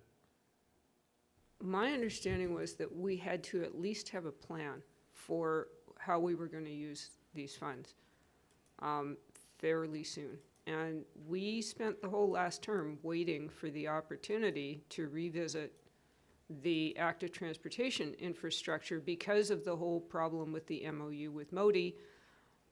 It was deferred, and it's now being something like 8 years since we've been able to spend money on our active transportation infrastructure. And there are still a few projects, in my area at least, that are pretty much no-brainers. They're not very difficult.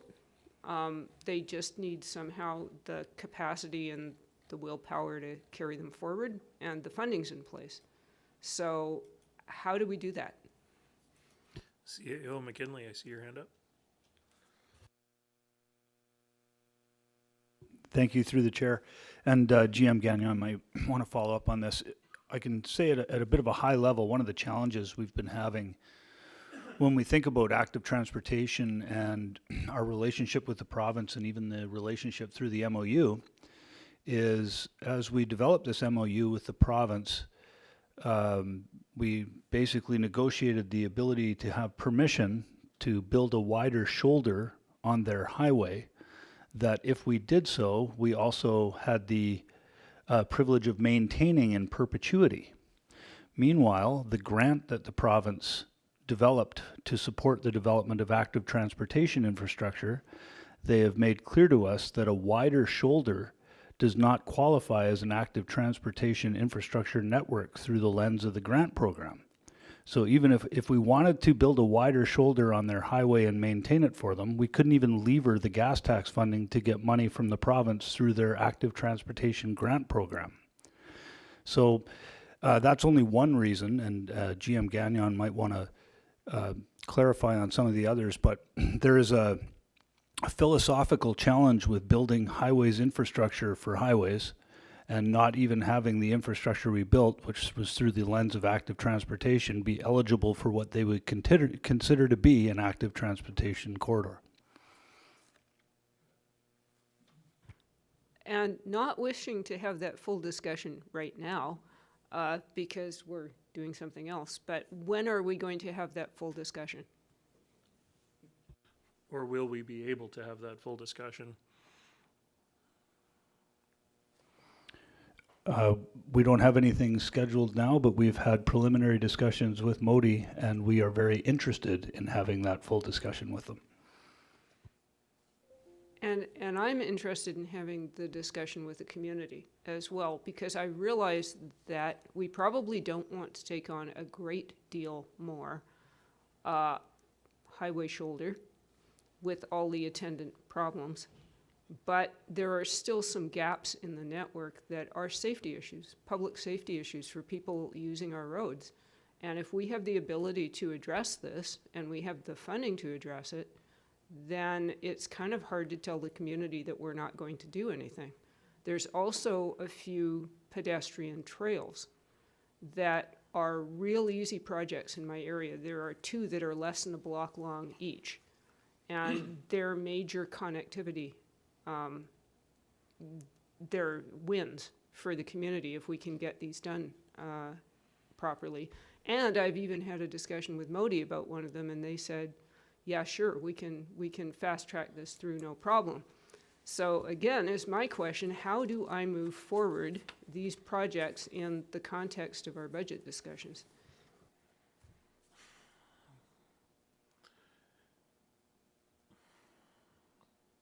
It's not really germane to the motion that's on the floor. The motion is that this specific project not be forwarded, which does list specific projects. Can we maybe circle back to that nearer to the end of the process? Sure. I'm just, I really want to make sure that we have the opportunity on an upcoming agenda to have this discussion thoroughly. So if that would be a separate motion, which this one first has to be dealt with, then I could make a separate motion. Yes, this motion is on the floor that this not proceed. Director Bax? I'd just like to have a little bit of clarity that, so in this particular line, it mentions the unfinished portion of Lower Road, which is which is an important place for my community to spend their gas tax allocations. And I'm a little, after hearing back from CAO McKinley, is that a possibility? Is it possible that I will be able to put forward a motion to complete that project if it's a bike path, walking path on Lower Road using the allocated gas tax money? I think that's the root of the concerns that the CAO raised. Yeah. Is that maybe, but we're going to be on the hook for 100% of it in perpetuity. Oh. And I think further discussion needs to happen about how to best work together with the multiple jurisdictions in order to make sure that these assets are actually being taken care of properly. And so perhaps the 2023 budget year is not the year to have those, to have projects moving forward when that conversation is still in motion. So the gas tax isn't a use it or lose it type of thing? No. Okay. Yeah. Okay. I don't see any other, I see Director Bax's hand still up, but I believe that, thank you. I don't see any other hands up, so I will call the question on this particular motion. A, B, D, E, and F. All those in favor? Opposed? That's defeated. Okay. So it'll go forward to round one. Director McMahon, was there anything further at this time? Well, I was going to ask for perhaps a report for round one on our situation with gas tax funding and active transportation specifically in the rural areas. And what are our options going forward, the pros and cons, the situation? So you're looking for sort of an overview report. An You're not looking for any overview- deep dive. Yes, an overview report, and that would assist us to make some decisions about what we want to do about active transportation infrastructure. And you would like to see that brought forward to round one. Yes, for round one, thank you. I'm not seeing staff overly concerned with that, so I will look for a seconder for that. Seconded. Thank you. Is there, I don't see any other hands up, so I will call the question. All those in favor? Any opposed? That's carried. Okay. If there is anything else on this page, speak now or forever hold your peace. Director Lee? Microphone. I wanted to get a little clarity on how we dealt with that issue. I didn't follow the whole thing. I believe we voted to carry it forward to round one. The motion was defeated to remove it from the projects list, so it will automatically move Go forward to round one. Yep.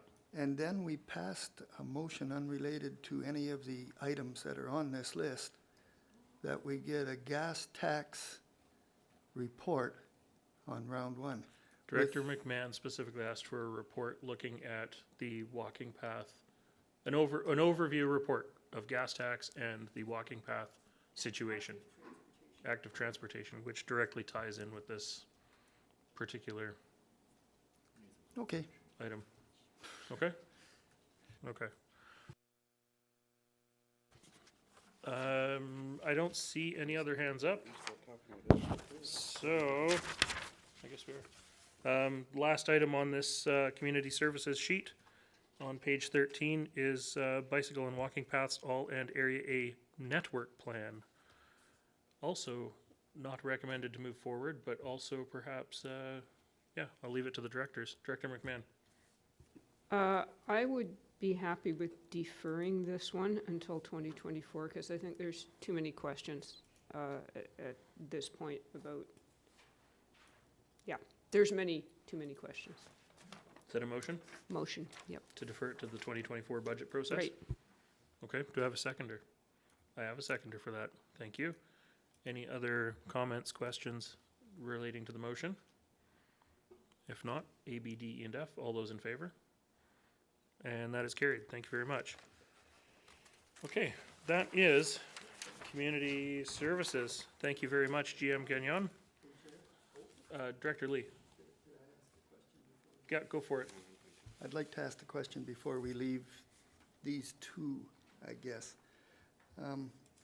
We're talking about spending gas tax now, most likely, on walking paths. And so we would be, if we go forward with that, we're tying up all of our gas tax money on that. Therefore, staff can't come forward on round, I'm concerned that staff can't come forward on round one with alternative recommendations to spend our gas tax. And I would like to know from staff if I got that right, or are we okay? All we're asking for at this point is that this project come to round one for further consideration. We haven't baked it into the cake, so to speak. But I will. Typically, sorry, Chair. That's okay. I see a couple hands up now. I'm going to go to CFO Pro first. Microphone. Included in the agenda package are several projects where we are proposing gas tax. We also have projects that have already been committed. So that will all be contemplated as part of the consideration of this particular budget item. In seeing one of the ones you've requested, we have taken that one line item and it's dozens of projects. So that'll actually come forward. They have to come one by one. We can't put them in a block. So it's gonna be a good unraveling. The other part is that gas tax is not eligible for feasibility, so design and engineering. So some of these actually won't be eligible even to use for gas tax. So all of that has to be presented to you as part of round one, in consideration of also the funding sources, which would be gas tax. So we're not gonna omit, but for instance, we already know in Area A, based on decisions made in prior years, they don't have sufficient gas tax to put towards anything material from a capital infrastructure perspective until probably 2023 year end, when they get another $100,000 or so. So all of that will be rolled in, but that's not the story for each area. So we'll have to look one by one as far as what the implications to some of these are on past decisions versus proposed future decisions. But no, it won't preclude us from recommending gas tax as alternative sources, and it will be sort of a declining balance at some point. Thank you. GM Kenyon. Thank you, Chair. Thank you, CFO Pro, as well for that answer. And I just wanted to make sure that I highlighted to the board that what is in front of you related to that particular item is for the planning only. And that if you read through the text, it does talk about preliminary estimations of the amount of construction value that these segments might cost could be around $7 million. So the 290 or 200, my goodness, I need glasses, 294,000 that's in front of you is around engineering and design to get more certainty in the value of the actual construction. Thank you. Which would have to be funded from taxation. Okay. Yes, because gas tax can't be used for design work and engineering. Director White. I'm not Okay. speaking on this conversation, but I have another one. Okay. Bring up. Director, mind if I go to Director McMahon first? Director McMahon? Right. I don't, just because we're bringing this forward doesn't mean that we are actually looking at dedicating 100% of our gas tax funds to active transportation. So we're just leaving the door open for the discussion. Thank you. Thank you. Director White, your turn.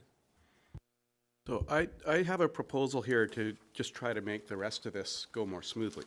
Right? Maybe I might be throwing a wrench in things, but if so, let's just kill it right away. But I'd like to suggest that all projects designated as not recommended from pages 14 to 29 not go forward to round one unless a motion is passed to do so.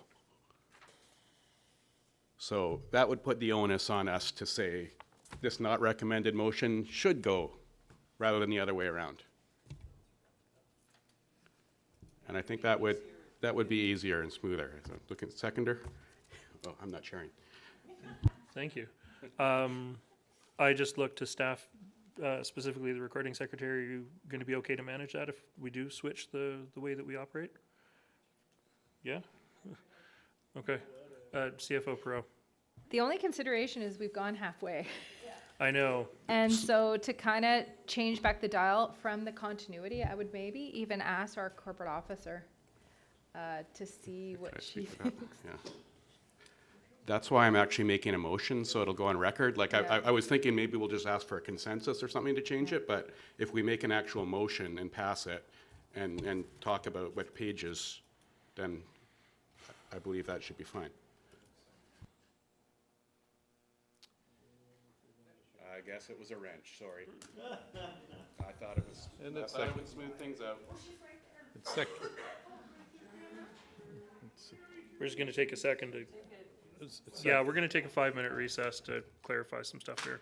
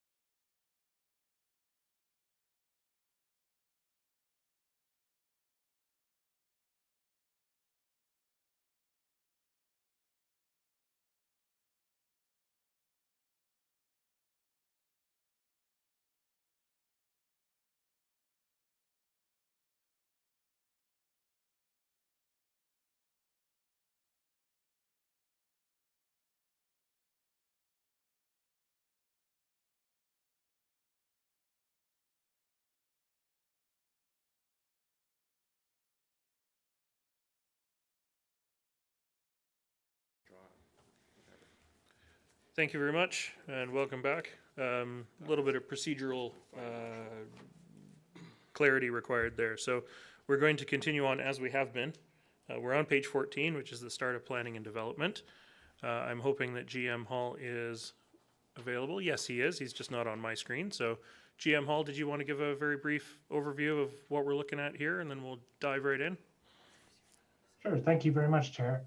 So the Planning and Development Department is putting forward a set of proposals that are focused on the board's strategic priorities, particularly focused on working together, community resilience and climate change, and asset stewardship. As well, the other areas of focus are capacity to maintain service levels to meet increased demand and responding to directives from the board. And with that, I'm pleased to answer questions that the committee may have. Thank you. Thank you, GM Hall. I appreciate the brevity of the report. So we are looking at page 14 of our spreadsheet, which is items 102 through 124 of the Excel document, starting at the top, function 135 going through function 220. Director McMahon. Right, so the item that is on my page here, I'm getting lost in terms of lines, but it's the AVICC climate action item. We were requested by AVICC to make a per capita contribution towards an ongoing coastal communities climate leadership plan secretariat. And I did have some preliminary chats with staff about this, about the possible value to us, and got a positive response. So I'm not sure why this isn't recommended. It's a fairly short amount, small amount of money, and it allows the regional organization to proceed with more work on climate action. Thank you. Thank you. GM Hall. Thank you for the question. Briefly, it's a challenging year to make recommendations for things that are discretionary. And so for all the reasons that my colleagues have mentioned on earlier items, staff made the difficult decision to code this one red. That said, if the committee would like it to come forward for consideration, staff are happy to provide more information at round one. Thanks. Thank you. Okay. Any other comments or hands? Director McMahon. Sorry, same item again. I was a little puzzled by the allocation because I thought that the membership was a per capita arrangement, but it shows Area A is paying more than Area E, which doesn't seem reasonable. So, any explanation? Great conversation for round one. Okay. I don't think we should go to that level of detail on these at this time. Okay, then we can talk about that at round one. Perfect. Director White. I'll take the. Oh, I need my glasses.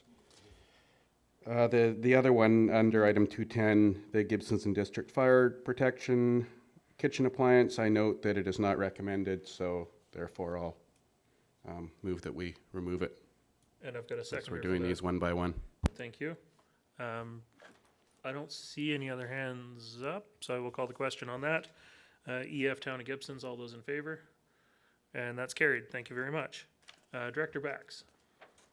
Did we have a motion on bringing forward the line for the AVAC? Comes forward unless somebody removes it. Yeah. Oh, okay. That was the break. We took the time to consider how we were moving through the Right, rest of our right, agenda. okay, gotcha. No problem. So I don't see any other hands up, so we will move on to page 15. Starting at line 125 and going through 141 in the Excel file, starting with emergency telephone 911 and going through to the regional housing coordinator.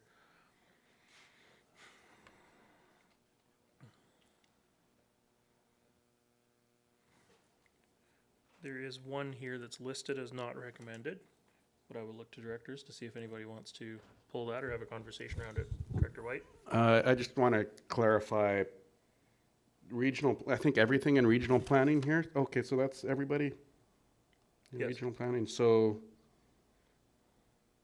okay. Yeah.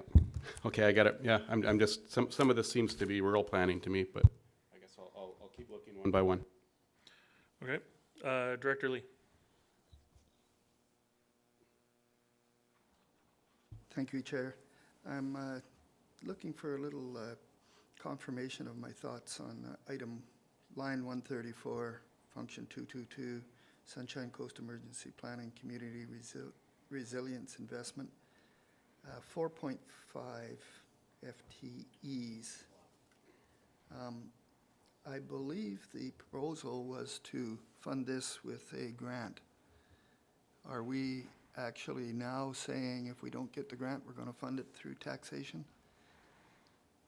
Thank you for the question. I mean, it's listed as grant funded, but GM Hall, did you have any further insight? Thanks for the question, Chair. This would only proceed if the grant is approved. And I suppose if it's not, staff would be in front of a committee to discuss options. Thank you. Okay. Director Lee, go ahead. Yes, I was confused by the classification of funding source because it did say debt, grant, fees, etc. But I do notice it says grant. So Yeah. Everything that understand. isn't one of the standard funding sources is lumped in as, category and 5. it's qualified by the other one. So Yeah. thank you. For sure. Director McMahon. Regarding these items, I'm just going to note that we are going forward with wildfire planning. Of the 12 emergencies that we had lately, I think one of them was a fire, and probably half of them were related to water or stormwater. So why would we be prioritizing wildfire planning over hydrological planning? Great question. GM Hall? Yeah, thank you, Chair. That's a great question. I don't think from staff's perspective, it's not a case of prioritization. It's a case of seeking additional resources for what we know are the highest rated risks that we face, of which wildfire is one. And there are grant programs supporting that. Meanwhile, we are also, with the board's support, seeking support related to flooding grant. And we continue work on our climate adaptation, climate action plan. While the item on line 137 is not recommended at this time, staff will continue to see if we can find a partnership where the authority responsible for stormwater takes a leadership role, and we plug in for the pieces that affect the regional district, including our emergency program. So it's not, from staff's point of view, it's not either or. We're moving forward on all of the priority items as we can find grants or resources that match with our needs. Thanks. Thank you. Follow-up, Director McMahon, or something else? I would just, I'd like to see this move forward for further discussion. I'm not convinced whether we need to do it or not at this point. Okay. Director White. So it's the Public Lands Comprehensive Review that jumps out at me with questions about whether this is a regional or a rural planning item, because I think in reality, I mean, when this comes down to it, the town of Gibson's planning staff is going to have to identify lands in the town of Gibson's, and same goes for the District of Sechelt planning staff. I don't see SCRD planning staff doing that work. So it's kind of, then we're paying twice for our own staff to do the work if this is in regional planning rather than rural planning. And I'd see this as more of a collaborative effort among the local governments planning departments, rather than something that's going to be done wholly by the SCRD. Wouldn't it? So your questioning whether it really is a regional nature, this lands comprehensive review, or whether it should be a rural planning exercise. Okay, well, Yes? I'm seeing no response. I mean, No, no, I just- I'll suggest further then that this be brought forward as a, in round one, as a, from the rural planning function. I was clarifying your question before I went to Okay. staff to answer it. GM Hall, did you want to speak to why this may be coming up under regional planning instead of rural planning? Thanks for the question. As contemplated, this project would involve an outside resource, a consultant, a contractor that would take input from all local governments or other participating public landowners on the Sunshine Coast. And it was staff's, I guess, intention, suggestion here that it take a regional focus, since some of the issues to be looked at are regional in nature. But if the committee wishes to go another direction, then staff are open to providing additional information at round one. Thanks. Thank you. Did that answer your question, Director White? I guess so. I'll have to seek more information from my own planning staff in preparation for round one. And I think suggest District of Sechelt do the same. Okay, thank you. I don't see any other hands up. Yes. Director Henderson. Thank you, Chair. Maybe, has there been outreach to the town of Gibsons and the District of Sechelt from the SCRD staff? Good question. GM Hall? There has been at the planning staff level, yes, and especially as regards the housing aspect of this item. Certainly can be more, though. Thank you. Thank you. CAO McKinley. Yeah, just further to GM Hall, this has also been discussed at the CAO level with the CAOs in Gibsons and Sechelt, and it has included on more than one occasion involvement and participation with the school district as well. Thank you. Okay. I don't see any other hands up. So with that, we're going to move to page 16.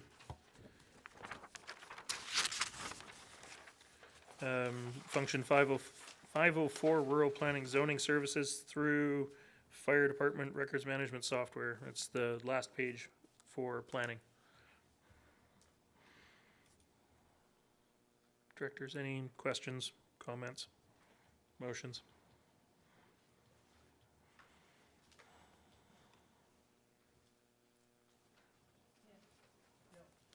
I don't see any hands up.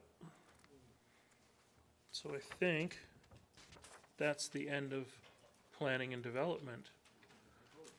Thank you, GM Hall. Thank you, Chair. And with that, we're going to move on to infrastructure services. Welcome, GM Rosenboom. Did you want to provide any high-level overview before we jump into the spreadsheet? Yes, please. Thank you, Chair Todd. It's my pleasure to provide you today with an overview of the 2023 proposed initiative for the Infrastructure Service Department. As explained earlier today by our Chief Administrative Officer at the start of this meeting, this list was created through a process in which the criticality of each project was reviewed in detail before they were placed on this list. Before I provide more background on the 2023 proposed initiatives, I want to take a moment to reflect on the existing workload for the department. During 2022, the workload for the department has, I would say, exceeded the capacity to deliver it. This was in part due to the magnitude of the work plan itself, several staff vacancies in critical positions, and which were primarily engineering related, and an unanticipated situation like the 2022 drought response. The result of this is a long list of projects that are not completed yet, a lot of stress for staff, and we are all pretty tired, looking for a vacation. However, over the last several months, we have been able to fill several of these critical positions, and I'm hopeful that there are more to be filled shortly. Staff will continue to work on filling the remaining vacancies and confirm alternative means to complete the work that is currently not being completed. Given the already significant workload, staff really scrutinized all 2023 proposed initiative on its criticality and urgency. This has resulted in several potential projects not being proposed, even though they might have been beneficial for delivery of the service to the community. The proposed initiative presented are all confirmed to be related to maintaining the existing service levels for service, continue to meet regulatory requirements, supporting strategic initiatives like addressing the current water supply situation, replacing infrastructure that's failing or at the end of its useful life, and complete already approved projects for which the costs have increased since the project was originally approved. And I'm happy to answer any questions about any of the projects. Thank you, GM Rosenboom. Directors, any questions on page 17? Director Bax. I have a general question about these projects. I don't see any requests for more people within this budget. Is there a request for more full-time equivalency within the budget lines? Throughout the document, there have been some FTEs that have cropped up. Particular on this, in this particular department, in GM Rosenboom's department. Thank you. Is he asking for any more employees? Thank you. GM Rosenboom? Thank you for the question. There should be one listed somewhere, I think towards the end. We'll counter one where the capital projects coordinator is listed.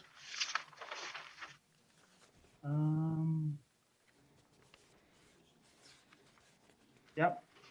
I don't have the line item here. There's various infrastructure capital projects implementation coordinator, 1 FTE. Okay, thank you. We'll find it when we get there. Yep. It's towards the end. Go ahead, Director Bax. I've just received some information. I understand that there are some vacancies within your department that need to be filled still? There are usually hiring vacancies. Yeah, okay. Anyway, I just want to make sure that you got enough people to do your job. It's an important one. Thank you.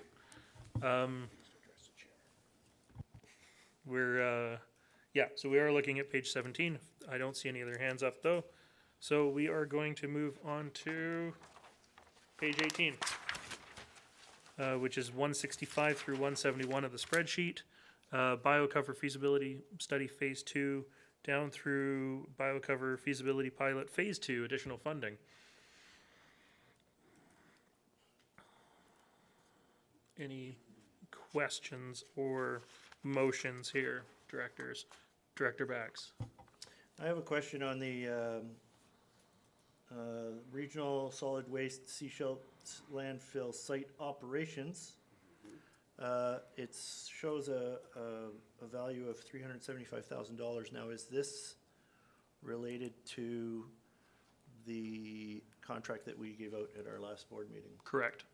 So it's not showing, the number showing there is incorrect. The number showing here is the budget lift required for that contract. Oh, it's the lift, okay. I believe that's correct, GM Rosenboom. Thank you for the question. I think the actual lift is higher, and I'm looking for to my CFO, but I think the resolution was already passed at the board meeting where the contract was adopted by the board that this item would already be included in the draft 2023 budget proposal. And I think that just happened coincidentally with preparation of this agenda item. So I think this item can be removed. But we will confirm that as part of the preparation for round 1. This particular one has, there's a decision that was already made. I think it was over 461,000, I recall. So it's already included actually in that base. It's already baked in the percentages. Yes, so correct. that this being on a spreadsheet is an error. Yes. We don't have to well, do it was a timing difference. Yeah, so okay. yeah, exactly. Director Stamford. I'm not sure where we are. Can you give the 352 Function function? 352, Thank you. solid waste.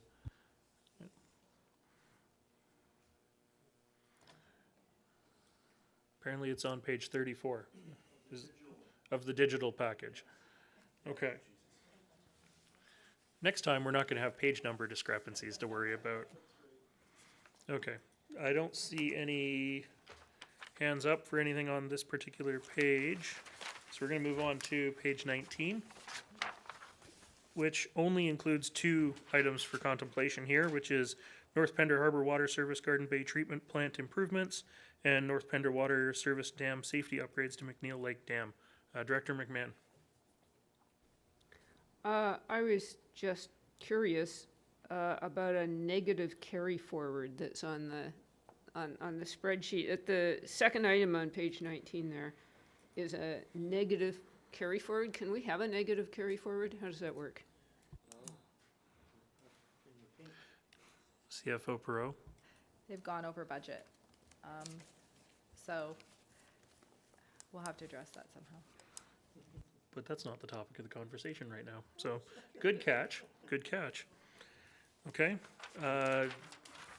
Director McMahon, I see your hand up still or again? Still? Okay.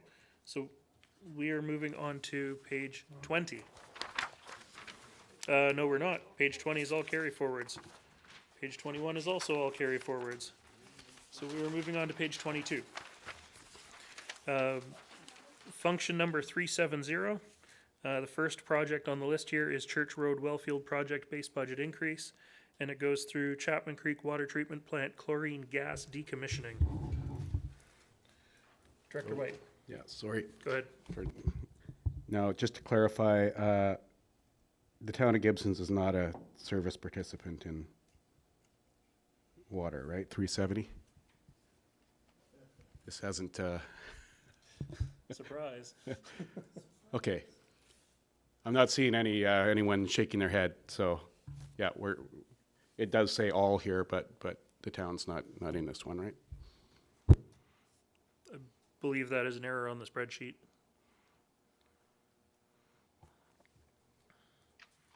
I hope. Town of Gibson's is not a part of function 370, right? Correct. Yes, that's Okay. correct. Thank you. Good catch. I'm gonna go to the doctor. Okay. Seeing no hands up on page 22, we will move on to page 23, which starts at dam safety upgrades to Chapman and Edwards Lake, construction cost increases, and goes through regional water service vehicle purchasing, which is actually listed as not recommended. The shading just did not come across. The last one on the paper page? Yes, this is all function 370. Regional water is a big service.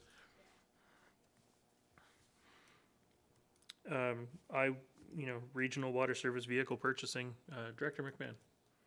Yes, I'm fine with that item and not being carried forward to budget. And I will second that myself, thank you, because I was just about to move it. So I don't see any other hands up. So this is voting all except Town of Gibson's.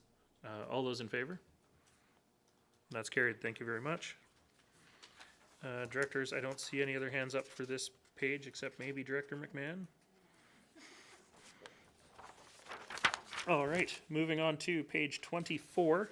This is starting with Regional Water Service generator purchases for various sites, and going through to Eastbourne Groundwater Supply Expansion Phase 2. There is one on here, pneumatic boring tool. I did have one question for staff about this.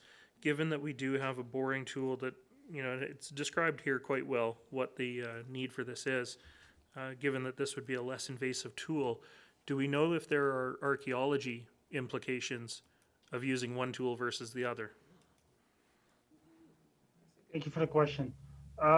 Using a new tool would limit the amount of ground that we have to disturb, and maybe I can clarify why this is not recommended. Because we are looking at all the projects and we confirm that this is a lower urgency. However, our current tool is pretty old. It's over 20 years old. And I think having a new tool would actually result in significant cost reductions over time. So it will be a payback scenario, but still the expense would need to be made. And because of the expense, we propose to not move it forward. I would actually be in favor of keeping this one in here if it reduces archaeology costs, but Director McMahon, I see your hand up. Well, I was also wondering, given supply chain issues, if we shouldn't get this in motion, because who knows when we're actually going to get the tool.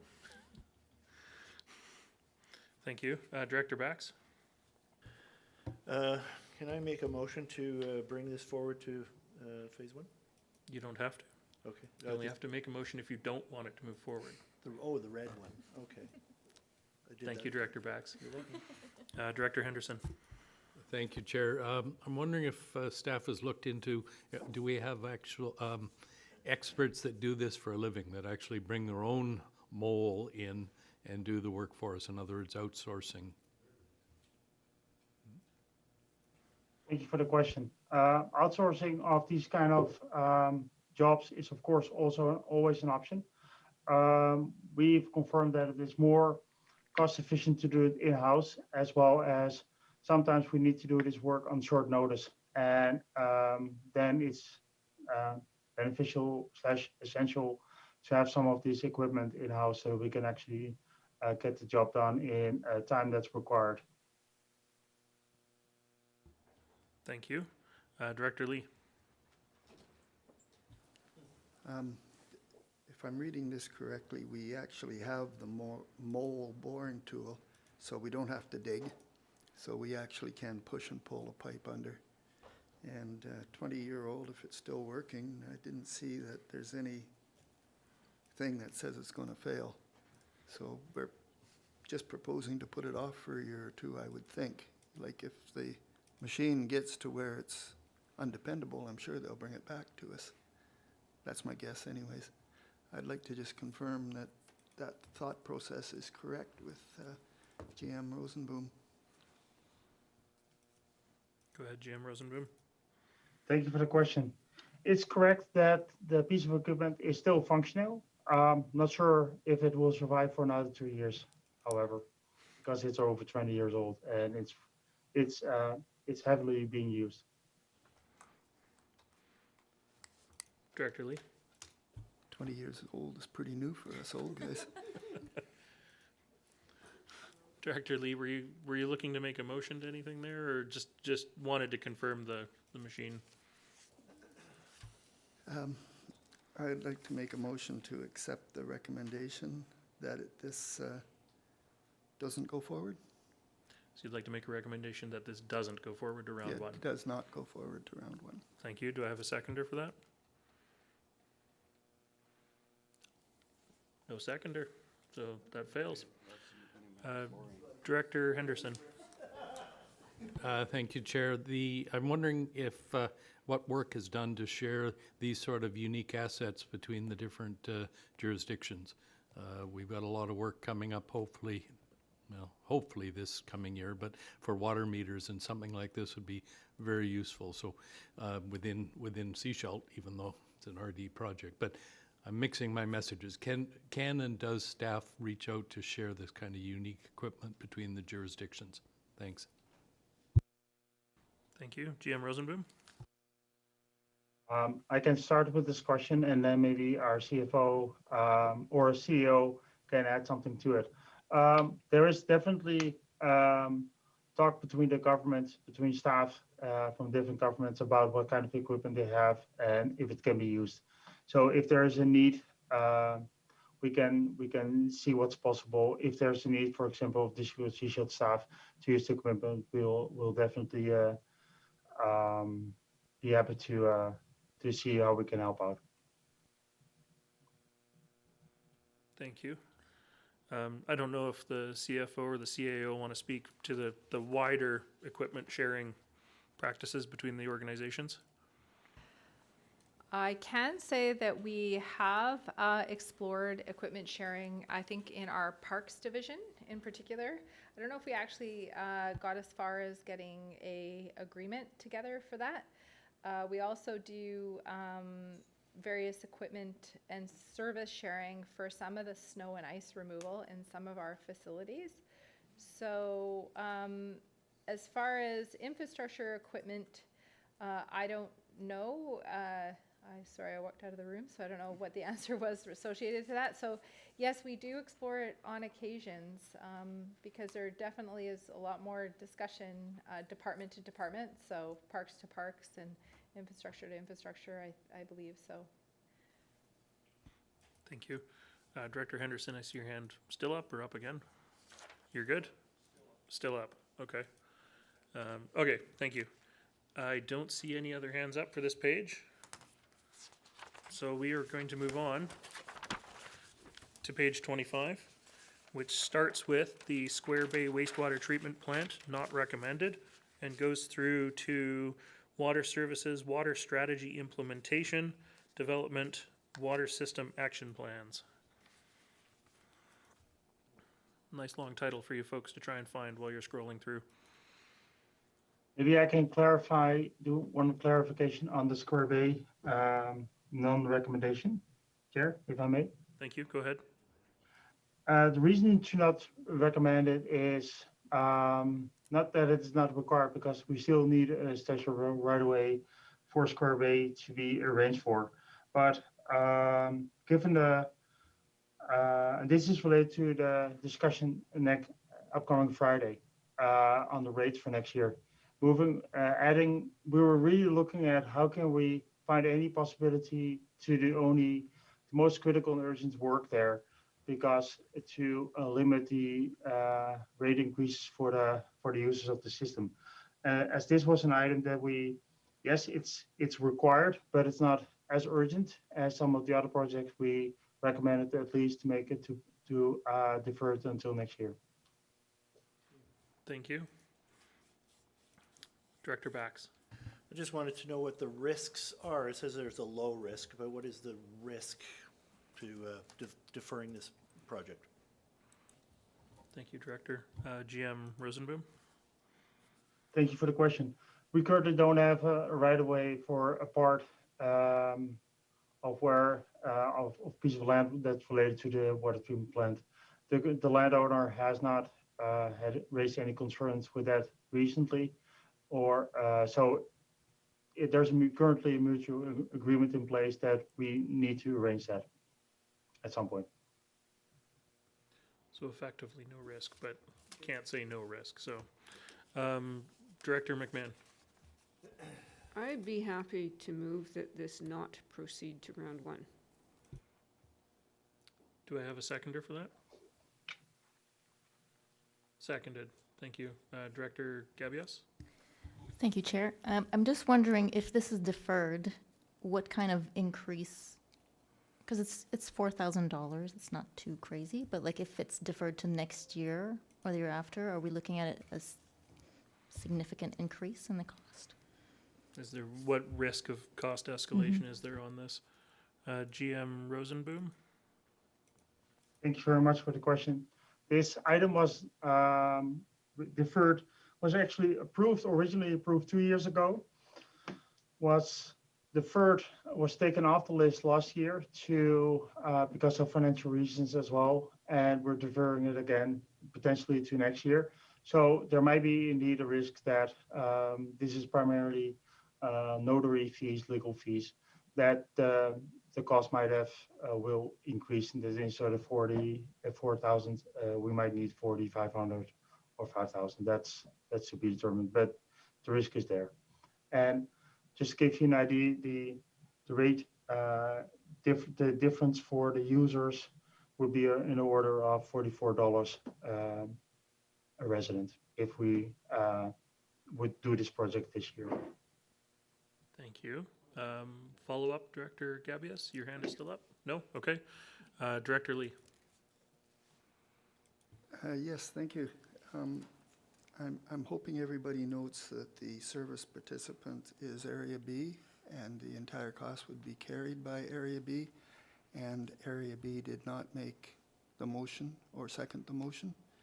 So Thank you. I wanted just to make sure everybody understood that before we vote. Thank you for that catch, Director Lee. Okay. I don't see any other hands up. I guess I will defer to Area B. Director Gabias, do you have anything further you want to say to this?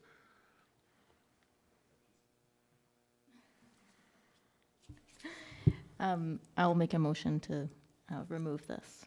Well, we've already got that That's right, motion. I can second it then. It's already been seconded even, just, Well, then I you don't have support to the do motion anything. that's on I the will floor? support it. Okay, I just have to call the question then. So because it's a single participant, this is actually voting all. So I will call the question. All those in favor? Thank you. And that is removed from the list. Won't come forward round one. Anything else on this page? Yeah, question. Oh, Go sorry. for it. Go for it, Director Silas. You asked. Director White. So this is the one with the many functions, various infrastructure, capital projects, implementation coordinator. I've been trying to find my list of functions here, but I see solid waste services currently already have such staff, so this wouldn't be solid waste services. So I'm wondering what function the town of Gibson's would be in when it comes to all there. Thank you for your question. This staff person could work on all the projects that our capital projects team is working on, which includes solid waste, regional water, North Bender, South Bender, and all the wastewater treatment plants. So that's why it's currently listed as all, because it could include solid waste. I guess there'll be more detail on round one anyway. I'll find out then. Thank you, Director White. I don't see any hands up for anything else. So we will move on to page 26, which is wastewater treatment plants of various, pump out costs, and Secret Cove Jolly Roger wastewater treatment plants outfall maintenance phase 1.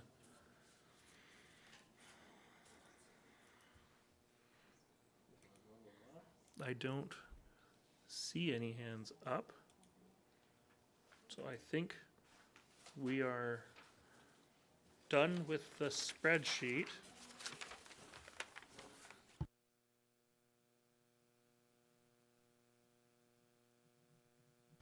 Okay, thank you very much, GM Rosenboom. That's Director McMahon has requested we take a break. Yeah, we'll take 6 minutes, so we'll come back at 2:20. Thank you.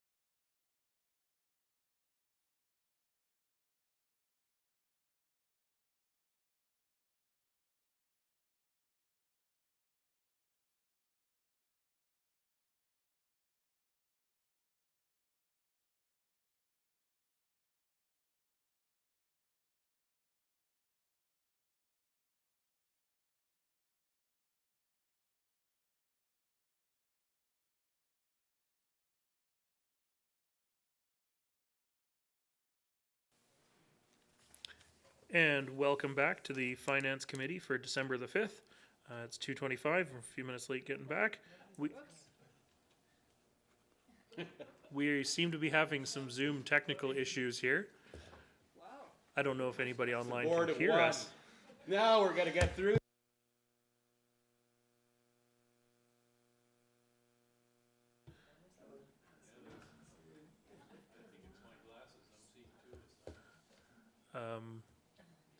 I'm just gonna keep moving because that'll get sorted out. Next up on our agenda is Annex C. no.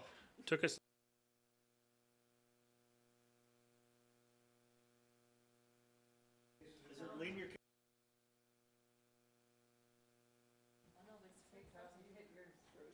Moving on to Annex C in our agenda, capital planning update from Manager Kyle Doyle, Asset Management. So we'll turn it over to you.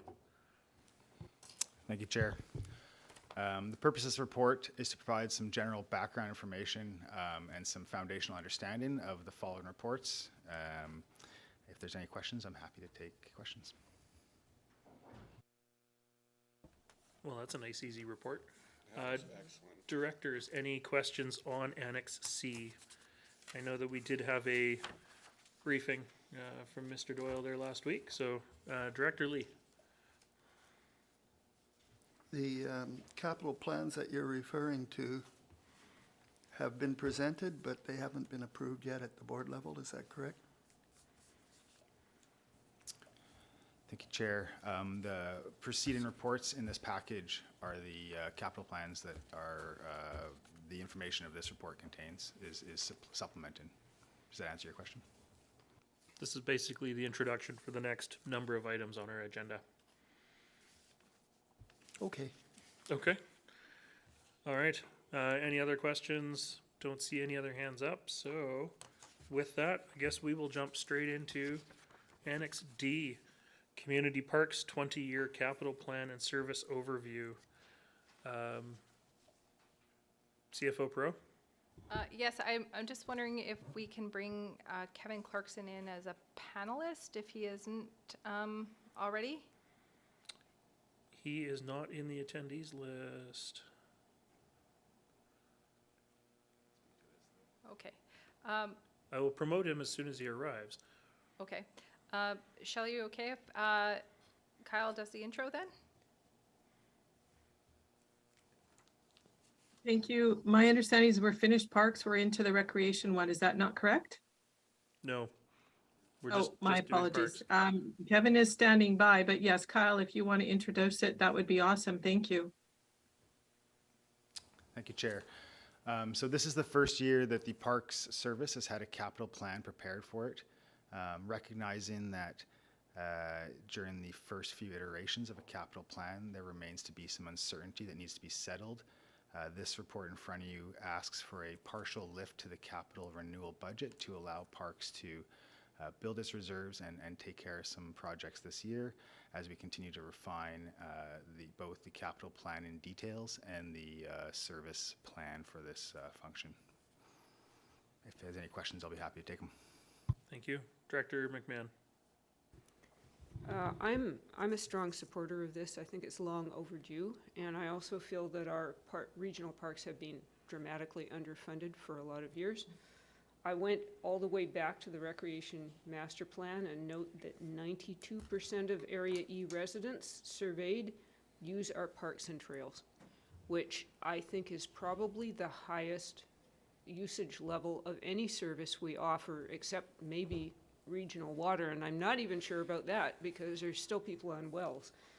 So I will also point out that the costs of operating our parks are modest, and we get benefits that are not considered here, such as carbon capture from our parks. You know, we have environmental as well as social benefits. So I'm very much in favor of this plan. I'd even be happy to move the recommendations on page 48. As presented. As presented. Do I have a seconder from, I do have a seconder. Thank you. Director Bax. Yeah, just well, you know what she said, but I also want a little bit of clarification on the contribution to reserves. So, is it normally $100,000 a year is the contribution to reserves, and they're going to be increasing it 2% annually for the next 20 years to create a $300,000 contribution? Is that, am I reading that correctly? No. If you look on page 54, it would be an increase to $300,000 for 2023, and then a 2% increase after.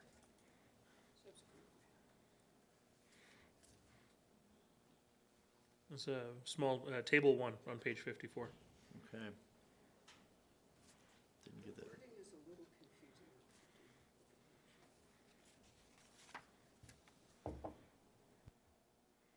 Okay. Director Lee. My question is back a little bit, so we should probably deal with this before I ask my question. It was a curiosity question. Okay, thank you. Director Bax. Not yet. I could ask my curiosity question then. You might as well ask your question, Director Lee. It's actually on page 46 at the top, and I've read through it a couple times and I didn't understand the logic. It's a corporate limit for annual debt obligations of 15% of total revenue for municipalities. But then it looks like it's 50% for regional districts, and that didn't make sense to me. So I think I'm not understanding apples and apples. So a little clarification. Thank you, Director Lee. Manager Doyle? Thank you, Chair. So the difference between those two ratios, the 15% refers to the total revenue. That would be all taxation, user fees, all income for that service. And for the corporation, it'd be all income. And then the second figure there was looking at directly just capital revenue. So that would be for some services, whether it's frontage fees or just the capital renewal contributions. So those would be the two differences in the revenue streams that are being used for that calculation. So it's the old service versus they don't have service. They have a big bucket. Is that right? Thank you, Chair. The corporate debt limit mirrors a similar policy that the municipalities have to follow, where they have a maximum debt service limitation on their full revenue. And so the 15% corporate debt limit in the SCRD debt management policy applies to all sources of revenue. So the maximum amount of debt on an annual basis that we have, our policy allows us to take on and service on an annual basis. So your debt payments, that's principal and interest payments, that can be a maximum of 15% of all revenue that the SCRD is taking in. The other figure there, where we highlight the fact there is no specific ratio in our policy for that on a individual service level basis. We've used internally approximately 50%, and that is in the reason I've highlighted that in this report is previously we've had many residents take issue with the fact that some of our capital plans don't appear to look forward to using debt servicing. And you've heard some issues about entirely reserve funded, and this just points out that we use an internal target about 50% reserve funded, 50% debt funding for those. So slightly different values. Yes, I understand now. Thanks very much. CFO Pro, did you want to add to that, or? Microphone? I wanted to stress why we're presenting this, in addition to what our asset manager has contemplated, and that really is the fiscal sustainability of continuing to layer in debt in some of our services, and highlighting that we do have a debt policy. Municipalities have a legislative ceiling, but regional districts don't. But in consideration of a local service area that, say, only has 6 participants, if you're asking it to fund 50%, if one particular property defaults, that could have a significant impact on that particular local service area and those participants. So it's just to be mindful and thinking about when you're reflecting these capital plans, and as we take a look at some of the bar graphs, some of the debt servicing that we're starting to layer in, and it's cumulative. So for instance, tomorrow you're going to be looking at the community recreation facility service, where now we're starting to take on some more short-term debt financing. And what does that do to the overall services ability to pay for that particular debt servicing on an ongoing basis? So it's like a snowball that keeps on growing, and at some point you kind of want to have a limit to how much debt servicing you want to take on. So it's just making sure we have a balance within some of the services. Thank you. Thank you for that. Okay. Director McMahon? Parks. I know that I'm going to sound like I'm repeating myself a lot, but is there an opportunity to spend some of our gas tax funds on capital projects in our parks? Go ahead, CFO Pro. Yes. Yes. It's a nice short answer to that question. Good. Yeah. Thank you. Any other questions from directors?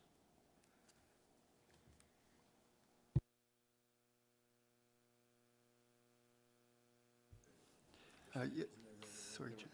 I have a question. Director Lee? I'm just going over my notes, so I'm a little slow here. It's okay. It's near the end of the day, too. Yeah. These are actually going to be adds to the spreadsheet that we already went through. Is that correct?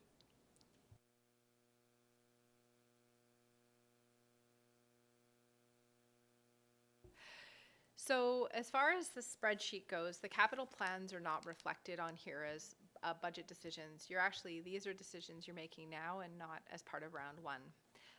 Because these are more service level or policy decisions related to the service and funding the envelope. And you're not picking the specific projects, because this particular envelope may mean, a dozen projects this year. It might mean 6 projects next year. What you're doing is you're making a decision about the level of funding envelope for right now. And what's being contemplated for parks right now is we allotted $100,000 a couple of years ago to say, in the absence of a plan, as we work towards a plan, we want to at least give $100,000. Now those are actually allocated to projects.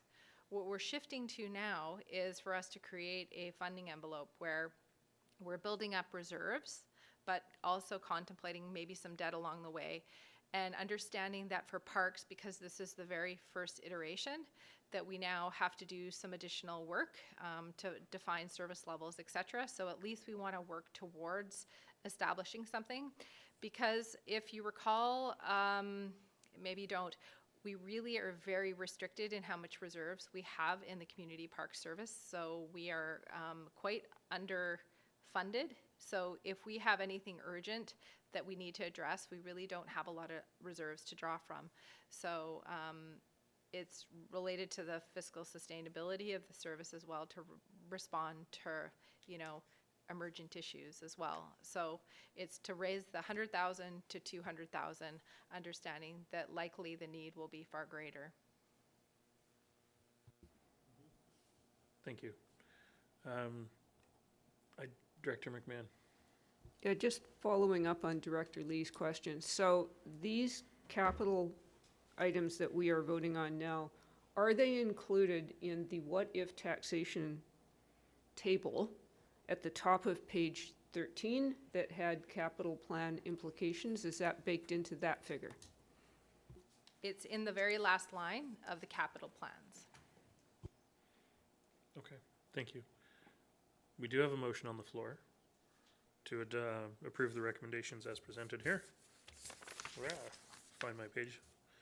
I don't see any other hands up, so I will call the question. All those in favor? And that is carried. Thank you very much. It is 2:40. We've got a couple of directors with prior commitments that need to leave here before 3 o'clock, and I think this is a good opportunity for us to end for the day. We will start fresh tomorrow morning with regional recreation and its capital planning. So with that, Director McMahon, I see your hand up, but I assume you don't mean for it to be. With that, we will recess until 9:30 tomorrow morning. Thank you very much. Thank you.